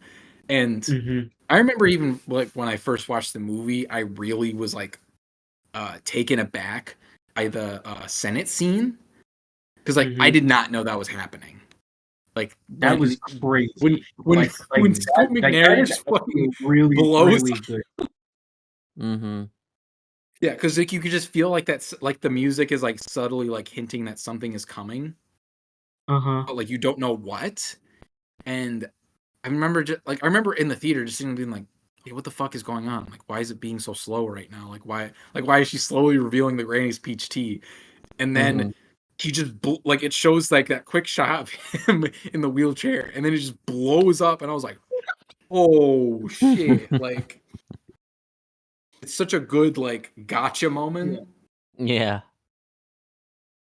But I feel like from that point though, like the movie almost like goes downhill in a sense, because then it really starts to rear its head in terms of like Zack Snyder not understanding the script. Yeah. Just going on and on with action scenes that don't need to be there. Wonder Woman showing up again for whatever reason, hinting at all the Justice League stuff. Which do you want to go for the emails? Like the Justice League stuff was really like that. Felt like you want to talk about like shoehorned in. Like why was that a full scene? It's so Like why was they easily could have left, like, it's already ridiculous enough that like LexCorp would have designed like logos for these fuckers. yeah. Like for this, like instead of just being like red streak dot Yeah, like JPEG or file something like names or that. whatever. Yeah, like it's our, like, just to have the file names and have us go like, oh like pause the screen, like once we actually get it at home, like pause the screen and be like, oh shit, like that's probably reference to Flash, that's Cyborg, blah blah blah. Like I don't need Yeah. actual videos. Yeah, it's stuff showing like me that, this. like subtle stuff like that. That feels more befitting of like a Zack Snyder product. Like, I'm not gonna directly reference it because I'm too cool for that. You Well, know? not necessarily. I feel like the thing that was like the most Zack Snyder in terms of like, oh yeah, like that checks out was actually like I know we're like skipping around the movie, but like the final scene. Well, not like the final scene, but like when Luther gets arrested and you see Steppenwolf like right over him, and he just turns around and he's like enveloped in black goo, and he looks like he just experienced something horrifying. And then you go into Okay, this, like, oh yeah, I like actually do want to that, get into that like because that to me. I think one thing I always love about these movies is the way they built around the mythology of Darkseid and all that. I was just about Even to if say. it like was not planned perfectly, and I really didn't like the way it would have ended up. I think the way they built it was perfect. Like you could not have done that better, truly. I 100%. That shot, like, I remember distinctly when I was rewatching the movie last year, and at the end when it showed the painting flipped upside down, like Right. with the demons like coming from the sky, like he had talked about earlier, and Mm-hmm. like that being like a parallel to like parademons and all that. I was like, holy shit, that is so fucking cool. That Like is I, cool. I, I was like, that is such a cool way of like hinting at that threat coming, and is so much more natural feeling and ominous than the stupid fucking dream sequence. Right. That, because to me that's the most Zack Snyder thing. That randomly Oh, Bruce falls asleep at the computer and we flash forward. Because being a because I have further context now about what that is, but being a person in 2016 of sound body and mind, all of a sudden being assaulted with a, because they showed this shit in the again, they showed this shit in the trailer, like random that's so bits of, it's so weird, because they showed the one of the first teasers for yeah, I Batman remember. vs Superman was Yeah. I think it was at Comic-Con. You see that shot of Superman like landing in the like underground thing, and you see all the soldiers like with the Superman thing, and I'm like, what the fuck are they doing with this movie? Like that was one of the first images like associated with that movie. So you know what? And Like that makes total sense why people were weird about this movie. yeah, because the movie was weird about itself. Like it felt like Yeah. it was like trying to like market anything it could at you, even though the simplest way to market that movie is it's Batman and Superman. Yeah. Go watch it. Like it's that easy. But they were probably like, they probably just were so like gun shy and like afraid of what people would like make of this movie, when most of it is just like vague political intrigue and is Superman really good for the world discussions on Fox News, like. But the all the dream sequence, or sorry, flash forward stuff is like, it makes no sense in the context of the movie. Like it's not even, and it doesn't even try. And part of me like wants to give him props for being that bold about it, but another part of me is like, no, like that doesn't work on any level. Like, yes, you could argue on a character level, it speaks to Bruce's fears about Superman, but also nothing about this version of Superman has like made you think he would ever get to this. So it's like, what, like, this is just like the All worst it nightmare does- version. But then it turns out it's actually what's gonna happen in the future because of Yeah. Darkseid. And to anybody who is not familiar with Darkseid, they're just gonna sit there completely baffled. And when the scene's over and the Flash shows up, they're like, "Oh, okay," and they're gonna immediately Right. forget about it by the next scene Mhm. until they Right. talk about it later, and it's like, "Oh yeah, that did happen." And that's why absolutely hated the nightmare scene in Zack Snyder's Justice Oh League. my god. And We'll get to nobody that. was and nobody was with me. And I was like, this sucks and it was tacked on and you all Yeah. know it. Mhm. Again, sidetrack, but it It, was it was clearly a way for him to bait his audience into like campaigning again for another movie, or like a way to right, finish it or something. Mhm. right. Fucking like that's a waste of reshoots. Like you could have done something a little more Right. proactive with. But Yeah. I yeah, remember leading up to like the release of Zack Snyder's Justice League. They released a photo of Jared Leto with like the Jesus crown of thorns, and I was like, "What the fuck?" like, what are they doing? Yeah.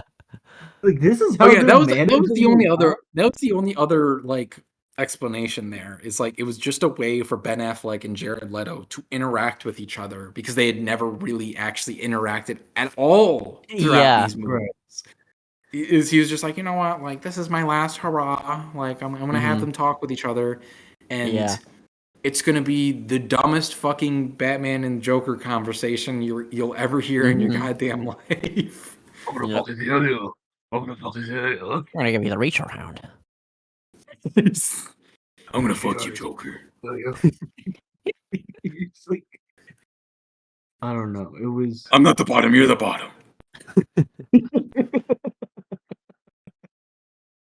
yeah, and they fucking had him deliver that. We live in a society. Mhm. Like it was just all so weird Mhm. and odd and tacky. But Dictionary anyway. definition of tacked on. Um, since I had said that I only really enjoyed Jesse Eisenberg's performance and Ben Affleck's performance, I really liked it. I don't think anyone Yeah. else in this movie is really good at all. Mhm. Yeah, just a But quick yeah, I'm anecdote.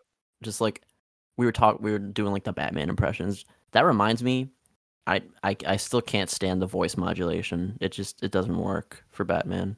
I I think I don't mind it as much as I thought I would right, really dislike it, but part of me is like okay with it, just because it's not like it doesn't sound like a TikTok filter or anything like Uh-huh. that.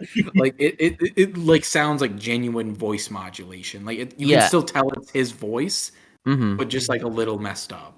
Right. And like they right. do acknowledge like the inherent like stupidity of it cuz like when Alfred's testing it early in the movie, he's like Yeah. saying whatever. But even still, it's just like it's just so weird and dumb in some scenes, you know? Like I think it's like it's one of kind of those. corny, I think. I think it's like one of those things where it's like the movie expects you to suspend your disbelief about like Superman being Mhm. a thing, Batman being a thing, and like Batman not being like heavily armored and whatnot, like he was in the Nolan movies. Mhm. But it can't. Well, like also, okay.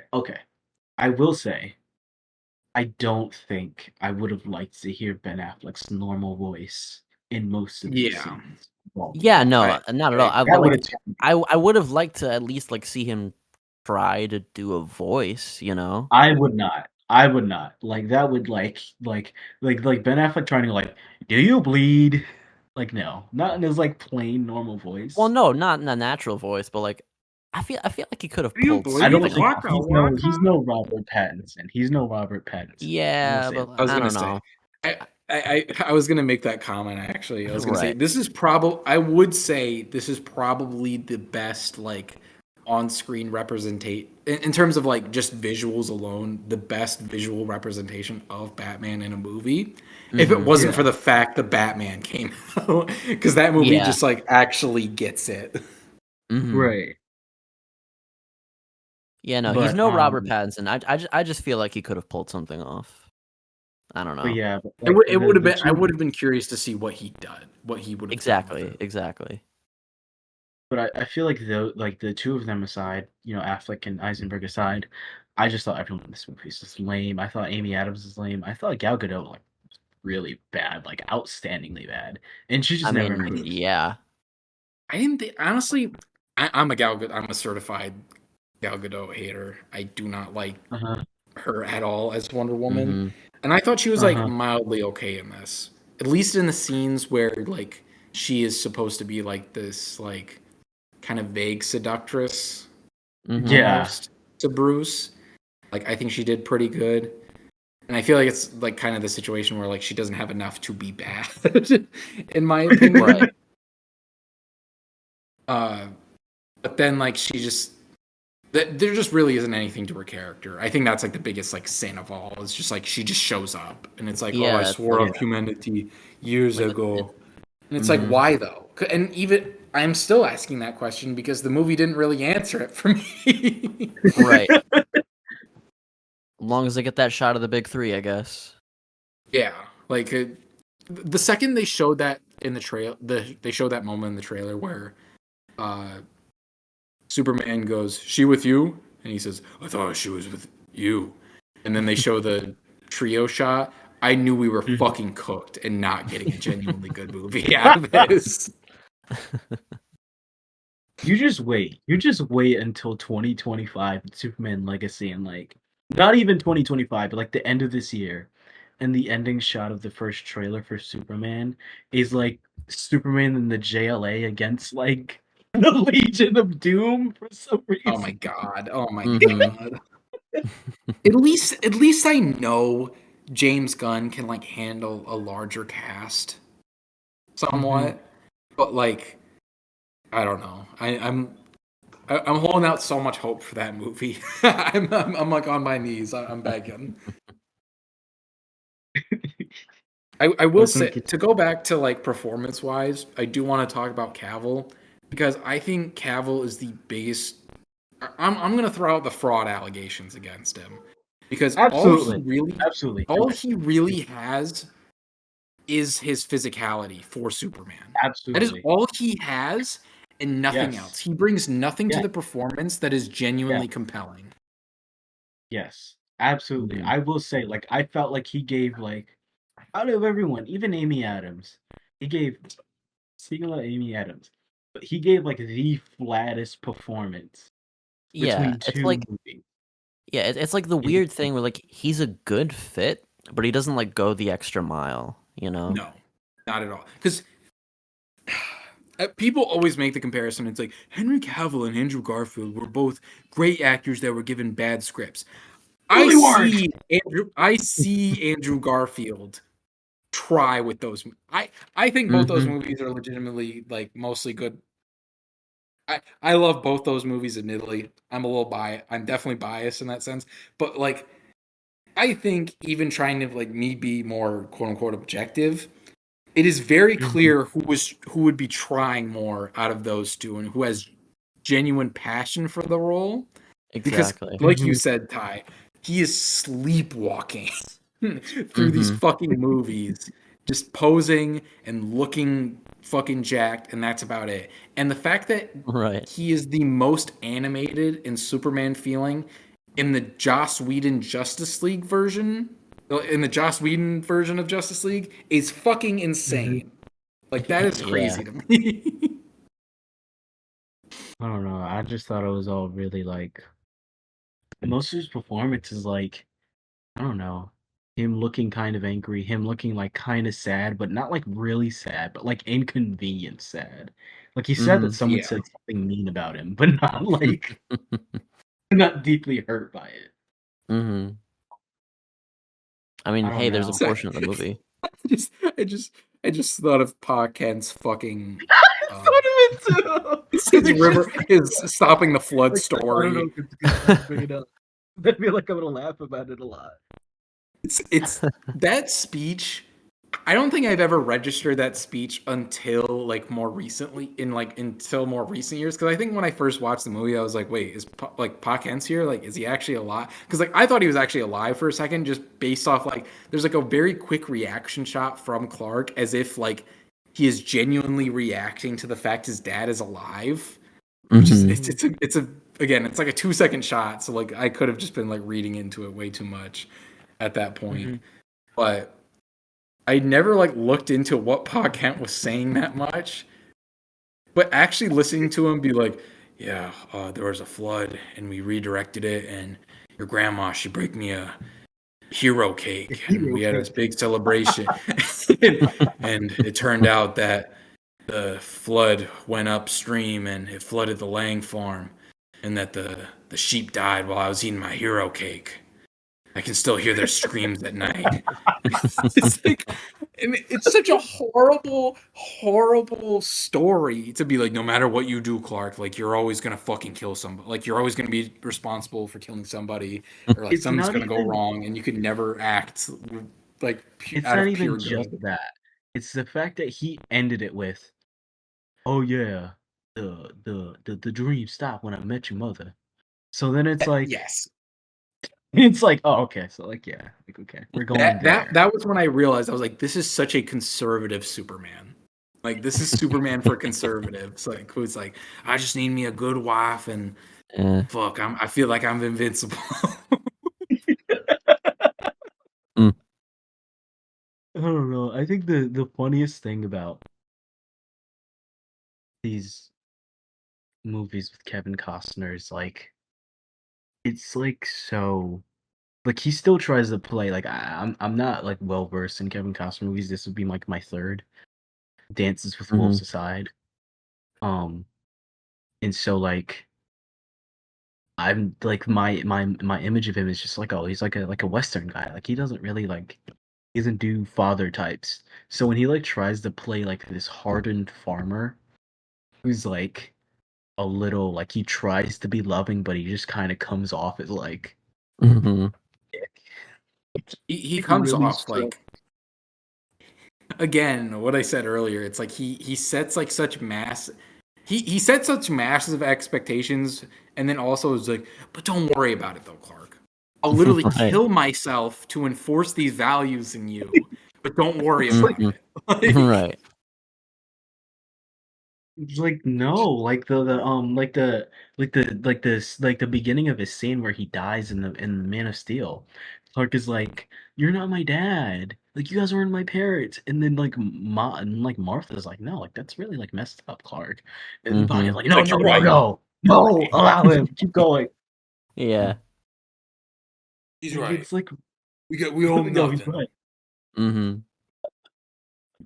He's yeah, no, you're right. You're right, son. He's yeah, no, don't worry about it. And then later, yeah, no, worry about it.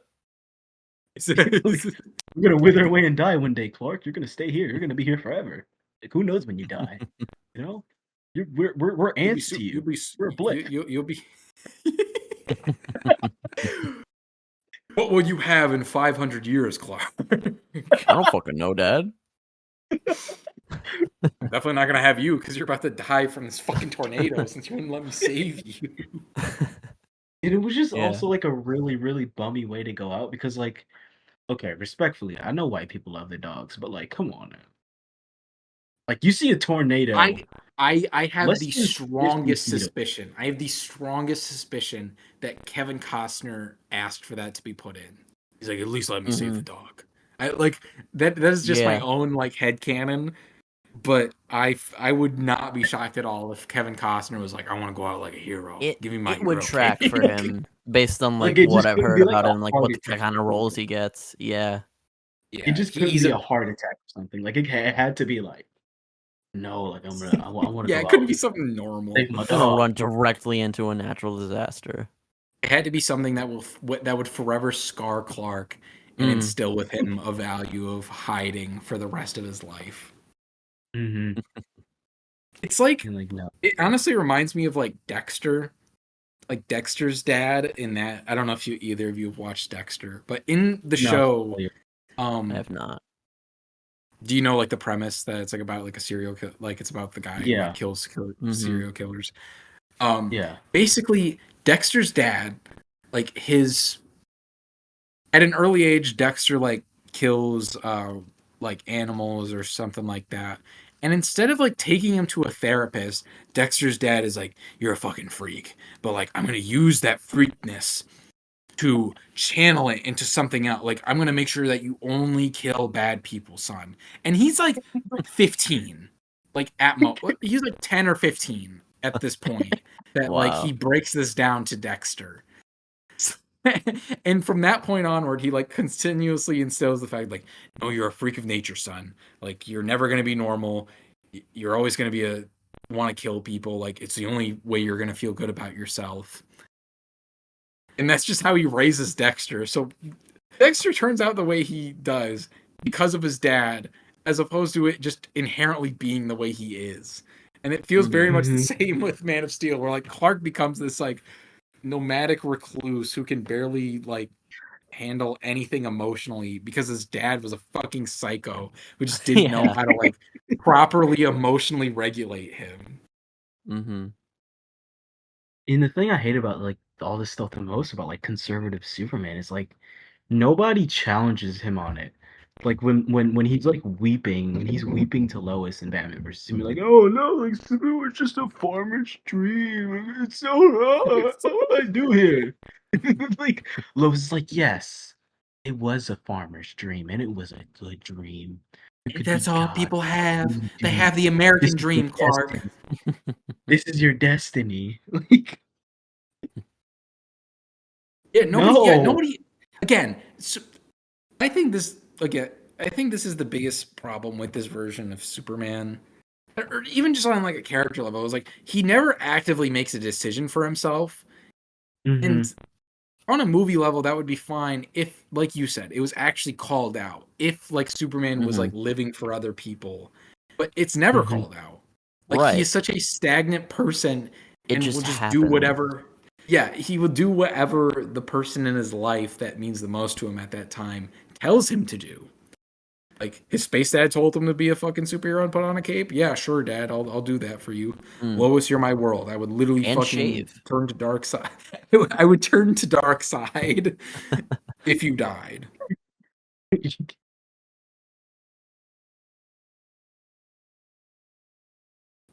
No, it's fucking.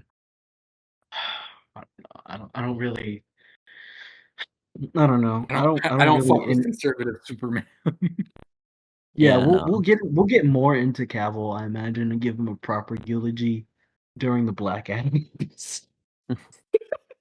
Oh boy. Oh boy. But I literally was thinking about it after I finished BVS. I was just like I was like flashing forward into like the next 10 years of this franchise. I was like, holy fuck, dude.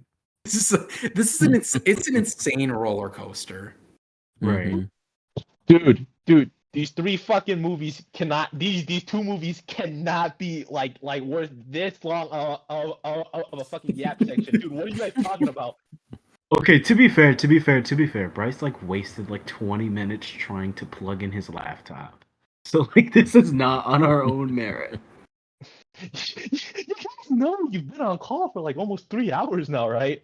No, you're going. It was 3 hours. How long have you been on Fortnite? Motherfucker, this podcast episode. It's Listen, gonna be you're gonna edit this, okay? You're gonna edit this. You're the one editing fucking this. Ultimate Cut. Man, I mean, that's why he's complaining, I think. yeah, I'm the one editing this. All you gotta do, Well, all you also, gotta do is you edit can't out like the end it first like without 15 minutes. You gotta edit out like the first 15 minutes.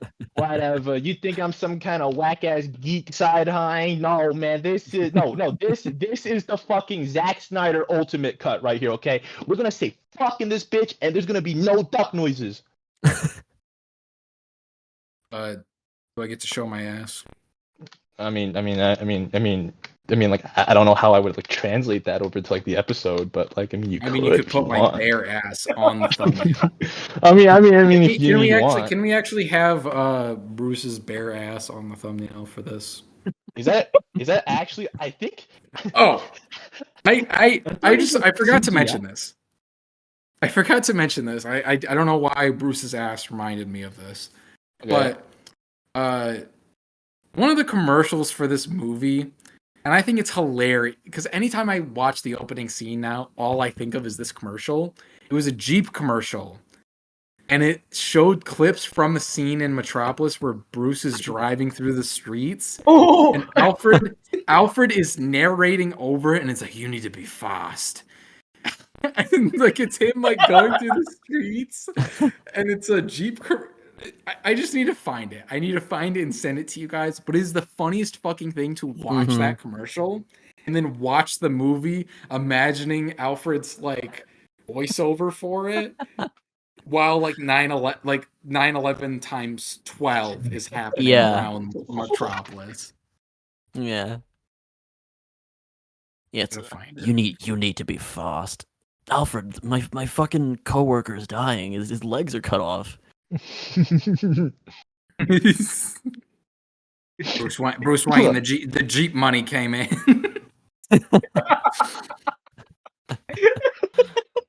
Master Wayne, the Jeep money came in, and also Turkish Airlines called. How long do you guys have left? Did you like cover everything that you like wanted? I think so. Yeah. It was the Jeep Renegade. The Jeep Renegade. Jeep Renegade. Mm. Yeah. Man. What's next week's episode gonna be? Next week's episode is oh Lord, Wonder Woman. So Wonder Woman, both of them? Yeah, both of them. Yeah. Isn't like Wonder Woman like the first Wonder Woman, and Bryce is like fucking that's like the movie Bryce shoots for? This is gonna be. What do you mean I shoot for? I don't shoot for the first Wonder Woman. Wait, I don't know, man. From what Do you mean like I like it? If you mean I hate it, then no, I don't like that movie at all. No, you don't like that movie? Shit. Might be somebody else. Yeah. Whatever. That is not me, dog. That is not me. I just sent the Jeep commercial in the chat, so watch that when you get a moment. Yeah. Mm-hmm. I'll probably be here sparingly because I've seen those fucking movies. I've seen Suicide Squad. I've seen the fucking James Gunn Suicide Squad. Shazam. You should be on for the Suicide Squad episode then. And Black Adam. I think those are the only movies I've fucking seen. Everything else has just been bits and pieces. You're really not missing much. Yeah, I know I'm really not missing much. That's why I didn't watch any of those fucking movies. I don't want to be here for this. I don't want Why are you here? Why are you here? So I can make fun of you nerds for wasting your time watching Zack Snyder literally go, oh my god, guys, I'm telling you, the fuck, if you give me like a bigger budget and like a bigger cut, I swear to God, it'll be way better than the theatrical release. Yeah, you give me people talk about Zack Snyder like that one video. People talk about Zack Snyder like that one video where I don't know if you guys have seen it, but some guy's talking about Anthony Davis in comparison to Tim Duncan, and then an old guy just screams out, "You have no idea how good Tim Duncan was! Oh my god!" That's how people are with fucking Zack Snyder, dude.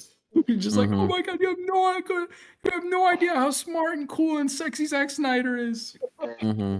I don't see any of that, dude. Oh man, Man of Steel. Listen, dude, I saw that fucking movie when I was like 11, and that shit put me to fucking sleep, dude. I was like actually snoring. Mm-hmm.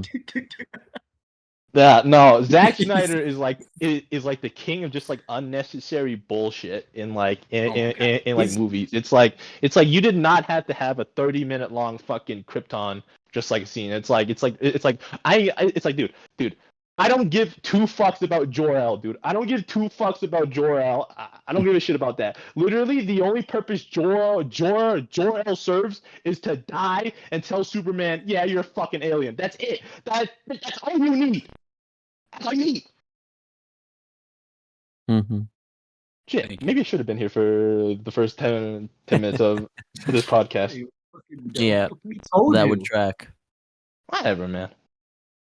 Well, That has been the first episode of the DCEU retrospective from Regenerate Talk. If you have made it this far, Get a life if you have. Yeah, get a life. Yeah, do you guys want to plug your shit?